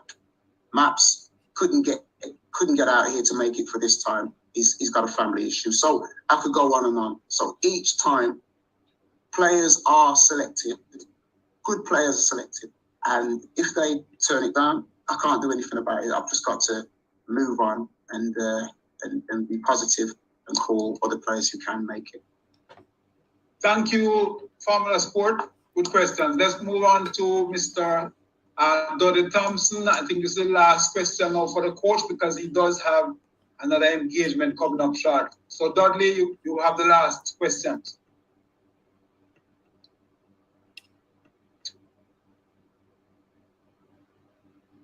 All right, look like Dudley doesn't have a question. Anybody with the last question? Coach will.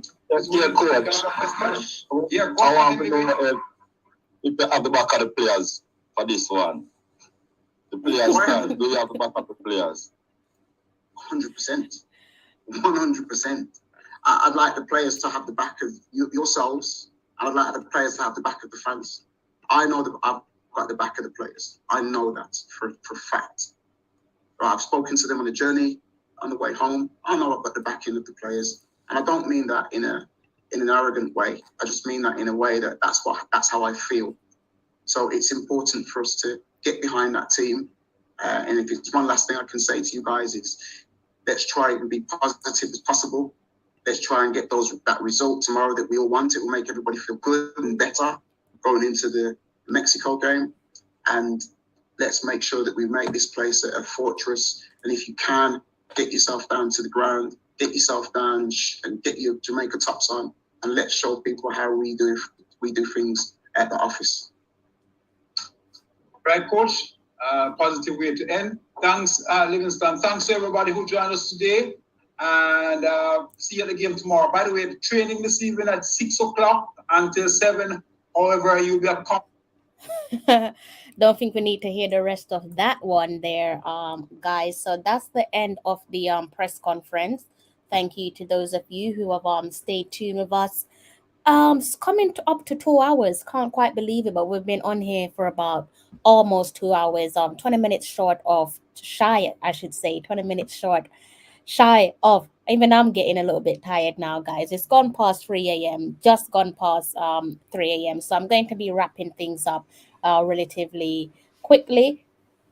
Before I forget my manners, big up yourself, JT and Mr. Gregory Reed. I don't think I've told you guys good evening yet. Wayne as well, Andre as well. Good evening to you guys. I don't think I've told you good evening yet. So yes, guys, what do you make of the overall press conference? What's your key takeaway from Paul Hall's press conference? Mikey, the floor is yours.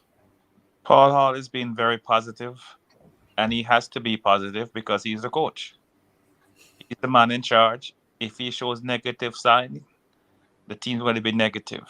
He keeps saying he has 5 additional players, which I think they're going to somehow get at least 3 or 4 of them in the starting lineup.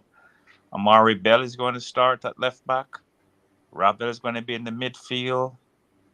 Maybe Lowe is going to be because what's the name? Oh, what's the name going to be? Nichols is going to be the center forward. I think he's going to start Flemo because Flemo scored. So I think there's only maybe 3, maybe the most 3 of the 5 players that he has there will actually start the game tomorrow. The other 2 will may come on later. But Paul Hall I always like Paul Hall. I think he's a vast improvement on the previous coach. Sorry to say that he had to come in at this very bad time for the JFF. As the JFF turned, starring Dalton Wint as lead player. Micah Ricketts as his sidekick. It's like Lone Ranger and Tonto. Or Green Hornet and whatever the other guy did name. A Batman and Robin. Yeah, that's the best way to do it. They are Batman and Robin. No. We're going to win tomorrow. I know we're going to win because I think the players have something to prove now. That after all this distraction, we're going to win tomorrow. The Mexico game is a different story. That's going to be a tough game. But Paul Hall pushing the right buttons, saying the right things, not get drawn into anything like him when telling anybody that he never pick the team. Come on. Man, come on. Everybody know and him brother knows that Paul Hall never pick the team. All cockroach no Paula never pick the team. Mikey, Eh? can I ask a quick question on? Yes. Can I ask a quick question on that? Is there going to be a point when you will be satisfied?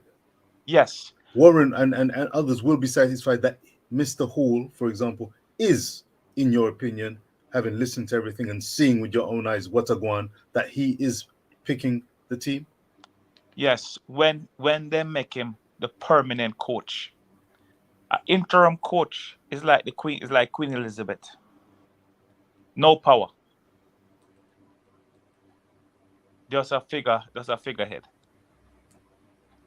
So I think that is why maybe in negotiation they're trying to say, listen, we're going to need 5 picks. And Paul may tell him, say, no, I get all 23. And maybe that's why he hasn't signed it. Look how long he was interim coach. About 3-4 months now. The negotiations is still going on. Because some members in the JFF want to have picks. And he is telling them, no, I will pick all the teams and I'm going to be fair towards the JPL players and I'm going to be fair towards the overseas players. The best players are going to be on the team. And some people in JFF may want their player to be on the team. And even say, I will tell Paul also, this was a Paul. My player name is John Johnson. He might wish 10 man a start. You understand me? And Paul and That one, Mikey, I call cockroach. Eh? Mikey, who you call cockroach? Eh? Who you call cockroach? I call the name still, but cockroach. Somebody. Warren want know if I him you call cockroach. No. You know Warren militant. No, Warren have a friend with me, me afraid I know. So me can't call Warren. On the Richard can do them thing there. Richard, you say Warren just have to drive about a couple of hours and him reach me, I have to take plane and ship over Richard. Do you understand me? WS comes into the equation once again. My. Man, they can drive come my yard. Them by your yard. They went in our ship, our submarine. Oh God. At least somehow, I don't know how we keep doing it, but at least somehow we've found humor in all this mess that's going on. I don't know about you guys, but I'm feeling a little bit depleted. Over the last couple of days, Crystal, hence the no. I think we're gonna see an improved game tomorrow. Yeah, we should, but I mean, let's not avoid the obvious here that Suriname, it is as things stand, it's Suriname. Why am I saying it so weird? Suriname.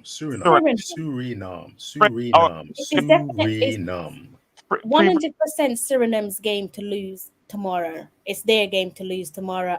They are slightly ahead of us in terms of preparation. They should be better rested.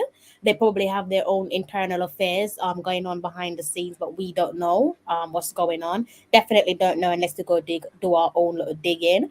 And they're probably laughing at us at the moment. They're probably laughing at us, just looking at us and saying that we're an absolute shambolic organization or shambolic federation. So I think it's their game to lose. We saw what happened when we scored an own goal in the latter stages of the reverse fixture some days ago in Suriname, and that pretty much put a bounce in their step. I should think that bounce has probably worn off, but taking some stuff into consideration, I'm sure they're looking and watching and seeing all the drama that's unfolding before their eyes. So they're probably licking their lips. So we definitely can't have any marginal errors in our game against Suriname, which would be the second match day 2 in our Concacaf Nation Leagues fixtures there. So I think they're probably in a much better position than ourselves, probably more definitely the happier camp than the Reggae Boyz, and they have something to play for. They could go ahead and cause an upset. So they're in a much better position than us tomorrow. And that's if we take to the field, because the boys are standing firm and on what they want and what they believe in. But I think as things stand, all the drama taking place where we're at. The boys are obviously not fully rested. You heard it from their statements. They've had enough. They're fed up. They're tired. They're drained. These are all key words that we should be paying close attention to. When someone says that they're drained and they've had enough, it simply means that they're tired. Whether that just be physically tired and not mentally tired, that remains to be seen. Yeah, we have to keep an eye on Suriname tomorrow. No room for marginal errors at all, and just go out there and win the game. We're in our own backyard. Paul Hall is asking for you guys to show up. You guys there on home soil to show up, give a good account of yourself, utilize your voice, and be the best 12 man. That's all he is asking of you. Show up in your numbers and be the best 12th man. And send Suriname packing tomorrow. That's what the gaffer wants. He wants you guys to show up at the stadium tomorrow in your numbers. Want the boys to go out there, give a fantastic account of themselves, get maximum point. He doesn't want a draw. Obviously, doesn't want to lose. He wants you to send Suriname packing tomorrow. Hopefully, the boys can get it done. But everybody is fed up at the moment, so don't hold your breath with what could potentially unfold tomorrow. Mikey, could I? Oh, go. No, well, I just want to say I'm going to change Suriname name and get them back to their old original name, Dutch Guyana. We're going to beat them tomorrow. Have you had any recollections of the Jamaica Panama game at the office? Yes, that 3-0. That was a sabotage game, so I tried to forget it. Well, you're suggesting that 3 or so players be injected into this return fixture. Jamaica on Suriname soil were and looked more than capable of securing all 3 points. Do drastic changes need to be made when limited practice has been afforded? Just asking the question. No, but the 3 changes that's been made, there's 3 players that have. The only one player that is coming in that haven't played for a long time is Amari Bell. Ravel played the previous 4 games. Shamar Nicholson was in Russia. There have been a war there, if people don't remember. And he was he's been scoring for his club, and Shamar Nicholson has been a part of this team for the last 3 years. So it's not 3 drastic changes. It's just 3 simple changes. Yeah, it depends on if he plays Aaron's, because if he play Aaron, if he starts him, then that's going to be kind of tricky. Who's the 5th player? Who's the 5th player? That's 4. Who's the 5th player? You probably think have you said Jamal Lowe? Jamal Lowe haven't played 2 in a long time. But Amari Bell playing left back because we need someone at left back. So therefore, he's going to start. We need somebody in midfield because sometimes I like McGee, but sometimes he gets lost on the field. Somehow he plays for 5-10 minutes and then he disappears for 5 minutes. Plays for next 10 minutes and disappear for 5 minutes. So we need somebody who's going to be on point for the 90 minutes. Now, hopefully Ravel been playing much better for Jamaica. And when Ravel played good for Jamaica, also that means Leon Bailey played better. So because Ravel know how Leon Bailey makes his runs, and he's going to be feeding him. Shamar is going to be a big guy in the middle, and a towering person in the middle, and hopefully Flemo and Bailey will be throwing crosses in at him. Now we do have a CDM. I don't know if they're going to use Lambert again. What is Aaron's? What's Aaron's? A midfielder or winger? A winger. Winger. Okay, so you see, the only person who's going to come in is the only midfielder is going to come in is Ravel for McGee. You know, I don't know if he wants to go with 2 attacking midfielder and keep McGee and drop out Lambert and let Williams play the CDM. That may be a good mixture, more attacking team. Some people have selected in their fantasy predicted 11. They have gone with the Ravel, Williams, McGee axis. I do agree with you regarding McGee. I've not really had a chance to speak too much about McGee on public platforms. Talented player, lightweight sometimes goes missing, too often goes missing, and doesn't impact and doesn't impact and imprint his game and stamp his authority on a game. Big time problem. Maybe a stamina, maybe a mental, not just playing enough minutes for his club team, but he's no Letizier kind of person who's or Canio, talented and can leave an impression. He's talented, but all too often flits in and out of games. Mikey. Yeah, I think that if he gets more playing time for his club, he'll improve. So therefore, he has to change club. He has to change club. He has to go to a club where they're going to play him more, because that's the reason why he plays away. He comes in and out. He's not match sharp. Ravel been playing on a regular basis for Derby, although they're going down. They've been demoted again. But he's going to be a better person for me. Lambert, I think, didn't show much, so I think they're going to go back. I think he's going to go back to try Meggie again with Ravel, and Williams is going to be the man at the back helping out the defense.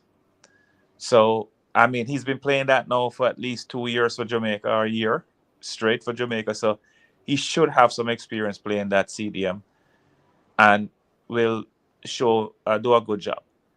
But I think with Meggie and Ravel up top there behind Shamar Nicholson, which will be a vast improvement on Bygrave, they're going to have a rough time. That's why I would give Jamaica the edge. And now we have a solid left back. And Javian Brown is improving ever so often, but he made some rash tackles sometime. But, it will be good. We'll be okay. I hope so. I was going to just take the opportunity to just check. And I know Jerome, Jerome's like Crystal. He says one thing but does another on occasions.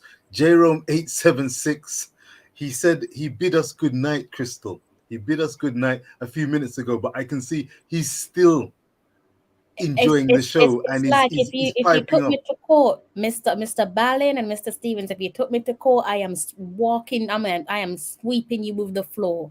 Absolutely sweeping you the floor, because if you watch the recording, you'll see that I finished speaking ages ago and I've left it to the gents. So if they take me to court, I am absolutely using the floor to clean up. Richard, when you get a hint and it punch you in the face, it's the only thing you can say is good night. See, somehow they always blame me for keeping them up, but So I take a step back. Crystal, Richard, Yes, sir. I'm going to wish you all a good morning. I'm hurt, Mikey. I can't believe you're just leaving us just like that. I am.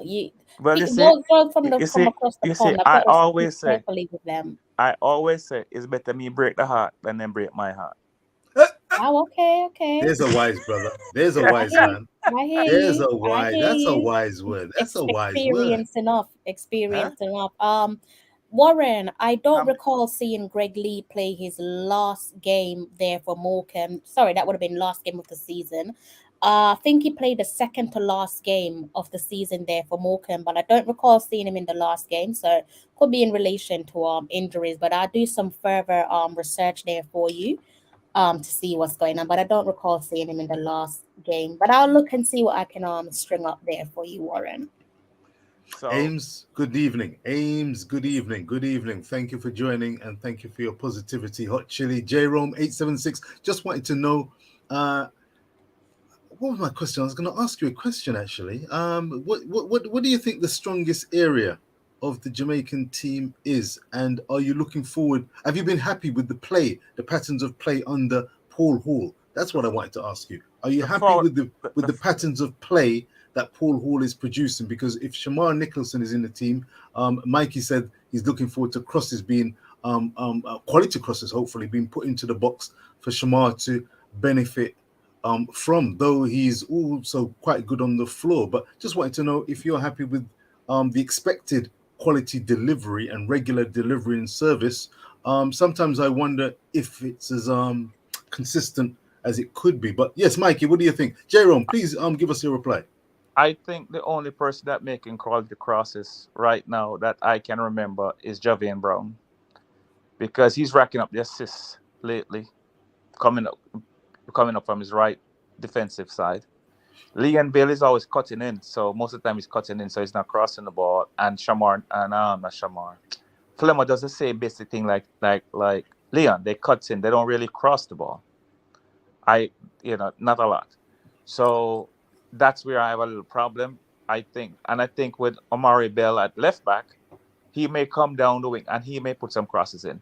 So I think they need the crosses for the right and left fullbacks to do the crosses, because Flemmer and Billy tends to cut in. And when they cut in, they leave room for the fullbacks to move up the wing to cross the balls. Because when anywhere Bailey goes, he's going to draw two defenders. Automatic. As you see, they're putting the hurt on him in Suriname. I'm surprised he finished the game.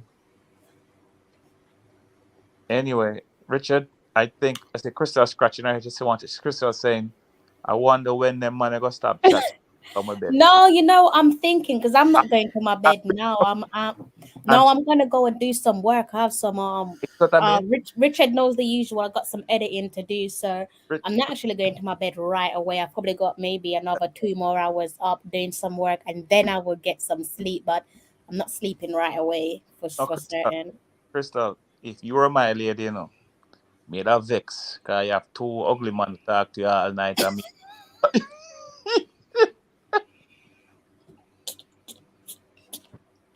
you're a problem, Mikey. You're an absolute problem. You're an absolute problem. But guys, I'm actually gonna bring the live to an end any minute now. But before I go, not only that too ugly, we can't even see. Because we're glass. I was gonna say something else, but I'm not even gonna follow you down that road, Mikey. I'm gonna leave you. The man is extremely self-deprecating. Fascinating. Fascinating. I'm not gonna follow him down that road. But no follow him. That road they're too dark. No follow him. Second emotion, man. Me not follow you down that road, the Rasta. Okay. Well, all right. No, one man and one answer, man. No, sir. Everything blessed. Everything blessed. Everything is blessed. You guys, go on. Permission to ask one quick question. I hope it's just the one. I saw RR in the comment section. I hope that everyone here, because it seems like there's a few people here, just hit that like button, spread the positivity and the reasoning. I've not heard and the comedy. And let's not forget the comedy, high class. High class. I've not heard anyone on any platform ask this question that RR in the comment section has asked. Namely, who would replace Paul Hall if he left? Rudolph that suggests. I think you open up a can of worms, to be honest with you, Richard, and I don't have the head. I don't have the capacity right now to even dissect it or dive into that, because to be honest with you, you guys are basically asking if the Football Federation of Jamaica are proactive. No. I will tell you who they will bring back. They bring back Vin Blaine. You know what?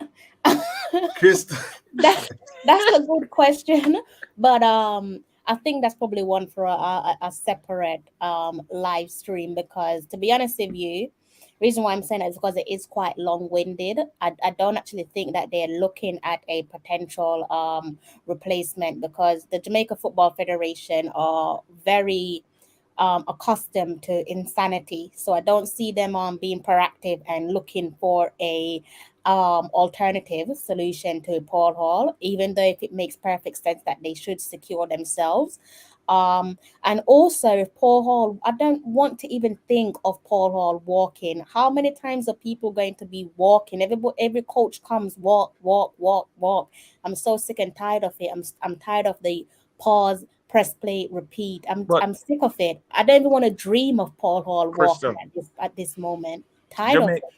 Jamaicans are always walking. Don't your grandmas, you tell you should walk 10 miles to school? Or if them keep on a walk, by the time them done, them now go on the foot bottom. So And they when need them to say, stand still for a moment. and when them say I leave them house, walk good. Them walk too much. I'm tired of it. Just stand still and fix your problem, because you allow Paul Hall to walk, the next manager that comes or head coach is gonna walk. No manager in the world can fix this mess. You know, Crystal, I know how to fix the JFF. I just figure it out. And when the St. Thomas to get a reader man and a woman, throw some powder at JFF door. You don't need to go nowhere. Just tell me to make a phone call, I should say. Oh, you're from St. Thomas, no? Anyways, yeah, you're rich anyway, so you can go and go to St. You're from St. Thomas. You're from St. Thomas, right? So you know enough reader people. I keep on telling you, you have to watch what you say about me and my people, you know, Mike. Because I just tell him to wait at Norman Manley or Montego Bay. I don't even tell them what you look like. I said, just watch my co-host there. Not the English fella, the other one. And they'll know who to look out for. Warren already a powder female, so we go do it. Richard. Anyway, Crystal. You and your panelists, it sounds like I heard that some of the boys have been fumbled, and some of the girls' stuff that we were hearing is shocking. You've lost me with that one, Mr. Reed. I thought that you were going to actually provide an answer, because he lost me as well. I had no idea exactly what was going on in there, sir. I've looked at it twice and 3 times, and I don't think it's a case of tired. I think he may have to come again with that one. Difficult. Oh. Maybe I'm tired as well. Maybe it's two. Maybe it's two of us. The boys has fumbled the ball, while the girls are stuffing their stockings, meaning they get what they want. They got the coach that they want. But I don't think the boys had fumbled. I think GFF carry a basket with a pure hole, and all the fruits are drop out of it. Because all the fruits of the Reggae Boyz labor and Coach Paul labor is going to waste. Because the GFF can't get by a good basket. I have to laugh. If I don't laugh, I'm going to cry, guys. I just have to laugh. I hear you. I hear you, Crystal. You know, it's ironic. When I saw that question from RR and I asked the question, you know, the first thing that came to me, Mikey, I know that you have to go shortly, but you know what came to me? Is this a bluff? I don't want to speak out of turn. Is it a bluff or double bluff? Because Crystal, if you really think that certain people haven't considered who to appoint if that came to pass, that more than beggars belief. I'm hoping and praying Mr. Stephen, stop giving them too much credit. Please stop giving them. We know fully well that the federation are accustomed to insanity. There's no way they would have thought, or even I just can't imagine it. If they do, then fair play to them. They've blown me away. They've surprised me. But I can't think that they're actively searching for a successor to Paul Hall. Crystal, I think there are elements in the JFF that does not want Paul Hall. They want a Jamaican coach who they can control like a puppet on a string. Well, if they want to control something, go buy a PlayStation or an Xbox. You can control that for the rest of your life. Because they want to put their players on the team. And they don't care if Jamaica reach World Cup or World Cup. Not as long as their players get on the team and play, so they can sell them to Europe and stuff them pocket. That is all them care about. They don't care about nobody else but themselves. As Richard, selfish thinking. Only thinking about themselves. Yeah, that's true. They need to stop it. They need to stop it. That's true. Let me tell you something. Tomorrow, I'd be surprised if 2,000 spectators in the stand. Tomorrow, after what's going on, I'd be surprised. No. When Mexico come, they may get a little bit more. But that is it. But I'd be surprised because with what going up the JFF have no friends in Jamaica right now. Have no friends. Like you said, they're not a friend. Listen, them not a friend. That's why nobody going to the stadium. Listen, if you know something, if JFF say everybody can go in free, stadium still empty. Because nobody wants to see what's going on with the team right now, and nobody going to support it. But make things change in the next 6 months. Paul will take over, pick him team, and start win 2 games. You can't buy a seat in a stadium. What I'm saying, Jerome, is they're not actively searching. I agree with you, but what I'm saying is, yes, somebody would be there, but they're not actively All right. searching for a replacement. And So they're not going out there and like doing their due diligence and seeing who they can get through the pipeline, who they can put in the driving seat as a reputable coach. They're not doing that. first Like of you said, hire their friends. they can't. Jamaica need a coach with a certain, what you call it now, status, FIFA ranking, like A coach, B coach, whatever you call it, Concacaf A license, B license, whatever. And there's not many of them in Jamaica, so they're gonna have to look for a foreign coach.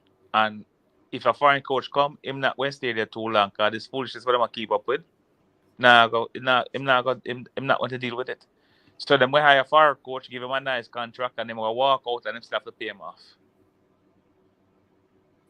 Yes, son.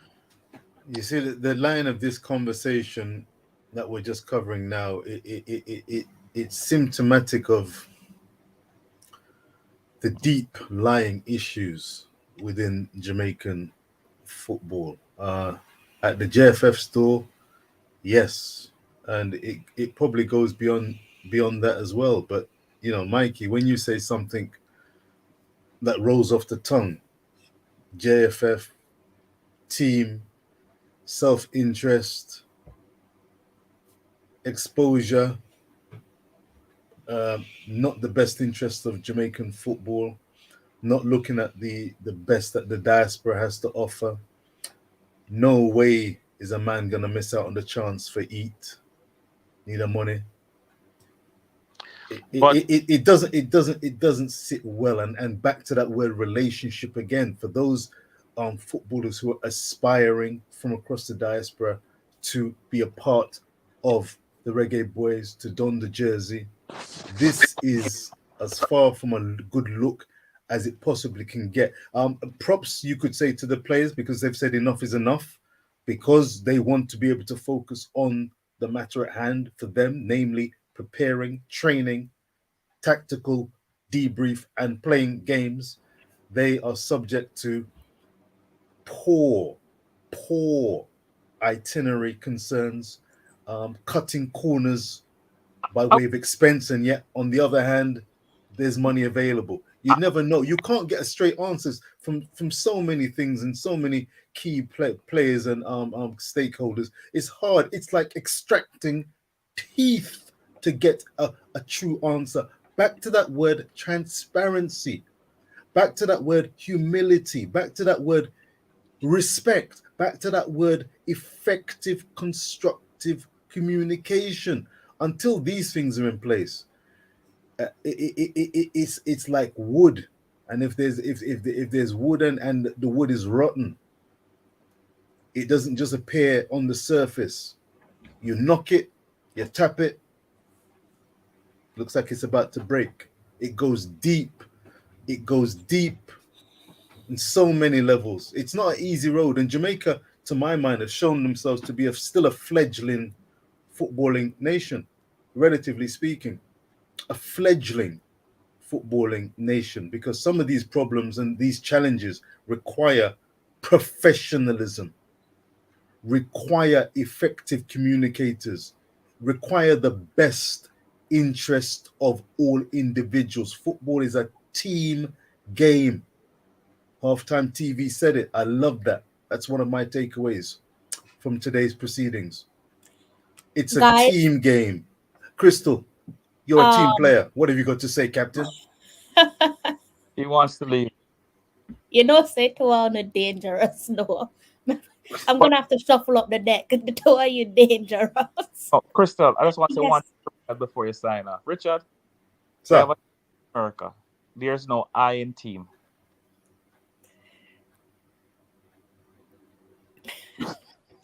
Is that it? Is that it, Mr. Ballin? That's it. There's no I in team. So therefore, everybody will say me, I in a work in a team.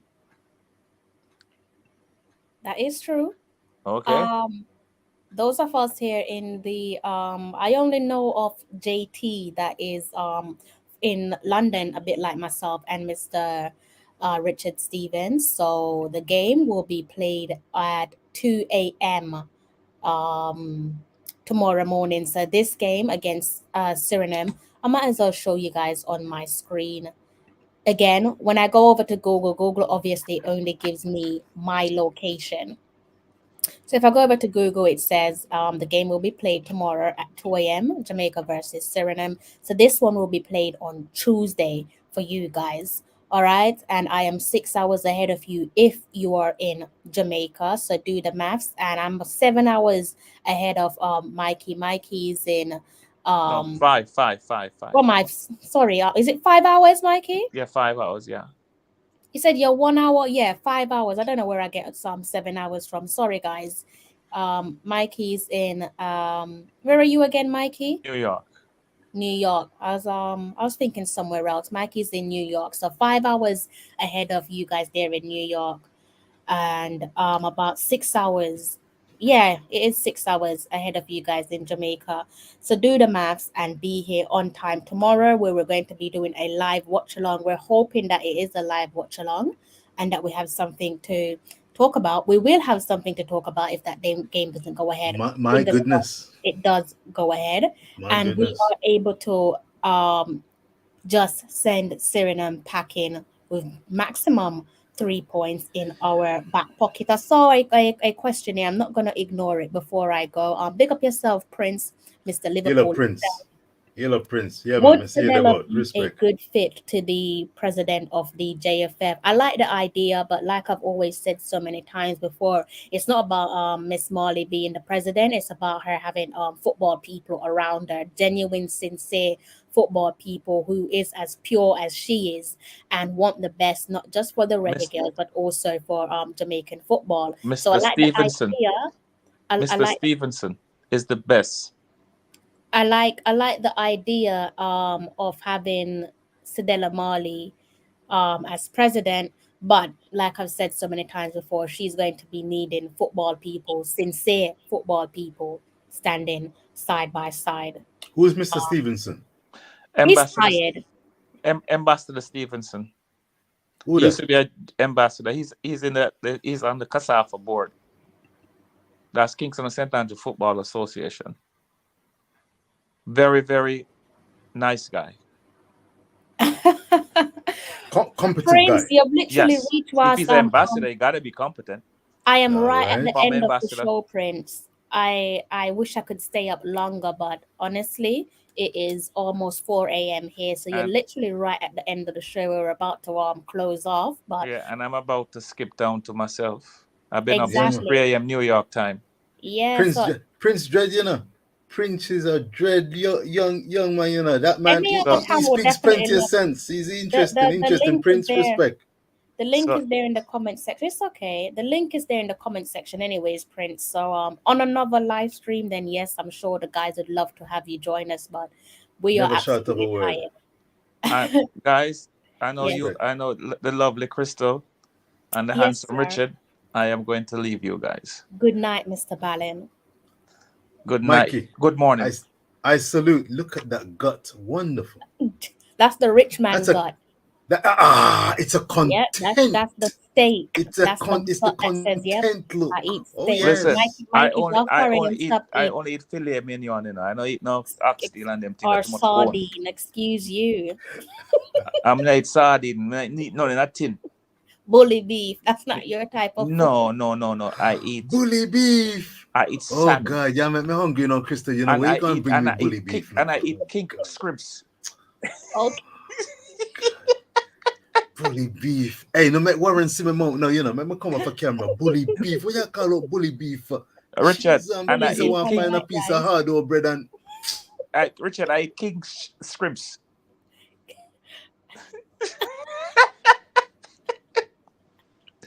With enough butter sauce. Guys, we're gonna be doing it all again tomorrow night. I don't know if butter sauce. Yes, that man. actually sounds nice. That's how they do With it in some the States. garlic.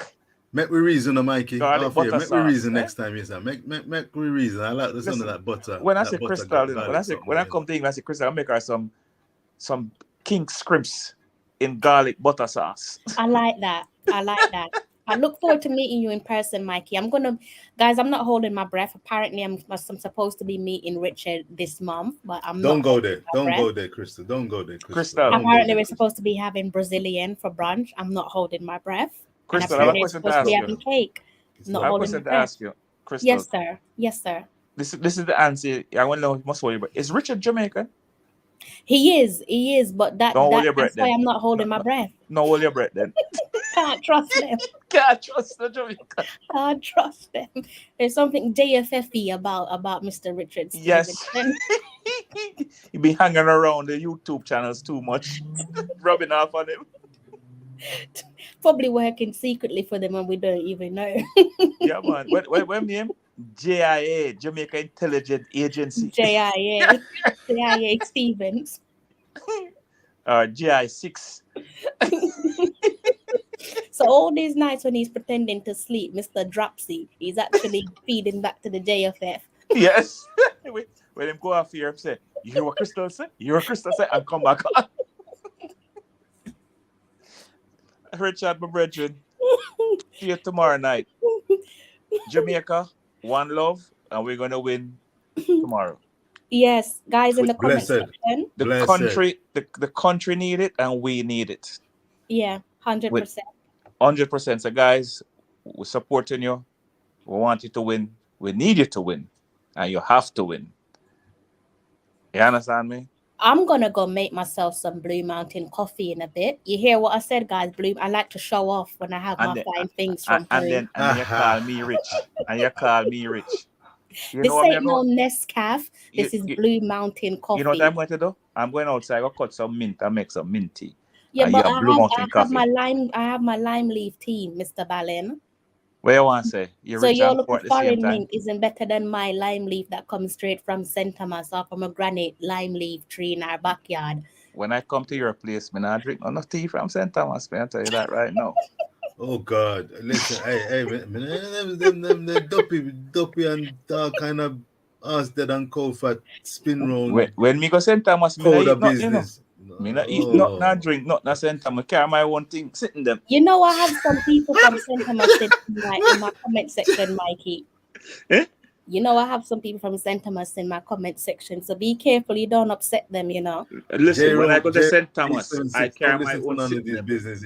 This is ridiculous. Me carry my own sitting them because me not trust nothing St. Thomas. This come from the man who eat thinking to about him not trust nothing from St. Thomas. About your business and love me. No bother go there. Don't bother going there, Chris. Oh, I was gonna do for a late night sandwich. Thinking is a Jamaican delicacy. It's like your scripts. Something I don't want to hear. With all due respect, it's peace and love. You know, I'm preaching, and I'm teaching and practicing respect, Mikey. With all due respect, do not come with the thinking to talk. Please. For those non-Jamaicans in the audience, thinking toe is a fruit in Jamaica. Okay, it's now we're not eating anybody's toe. let me not comment. Only let me not comment. Richard, I'm go what about Jamaica? I'm gonna send some up on Amazon for you, yeah? Save your postage, yes, sir. Save your postage. Crystal, lock this thing up now. Lock this thing. I didn't say lock him. You say man, lock off him light.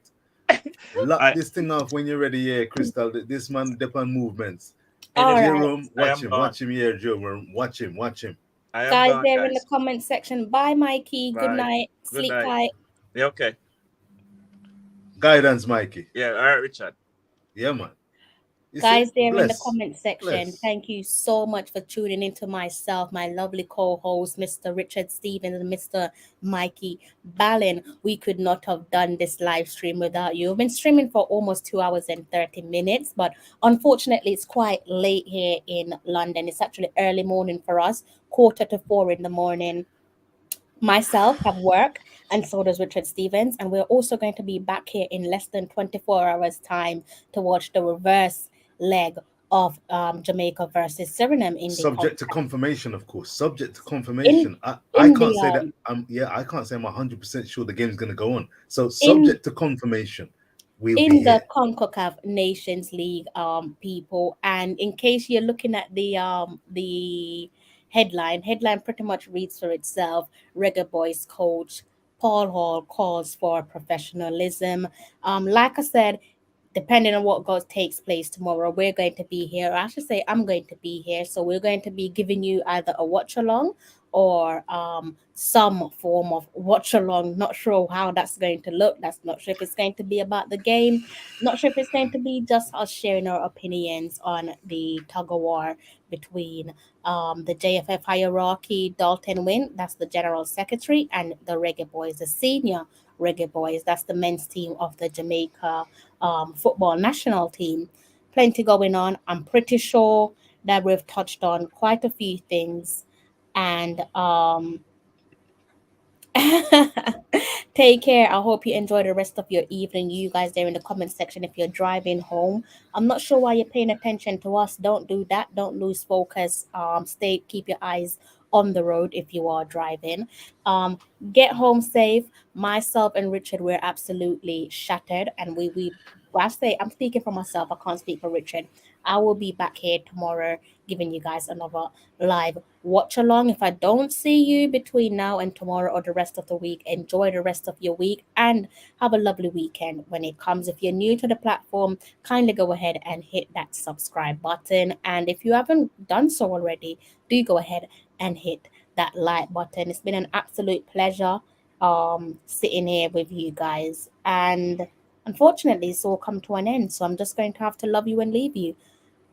And I will say, until next time, take care. I'm John Barnes, and you're watching Talawa TV with Crystal Davis.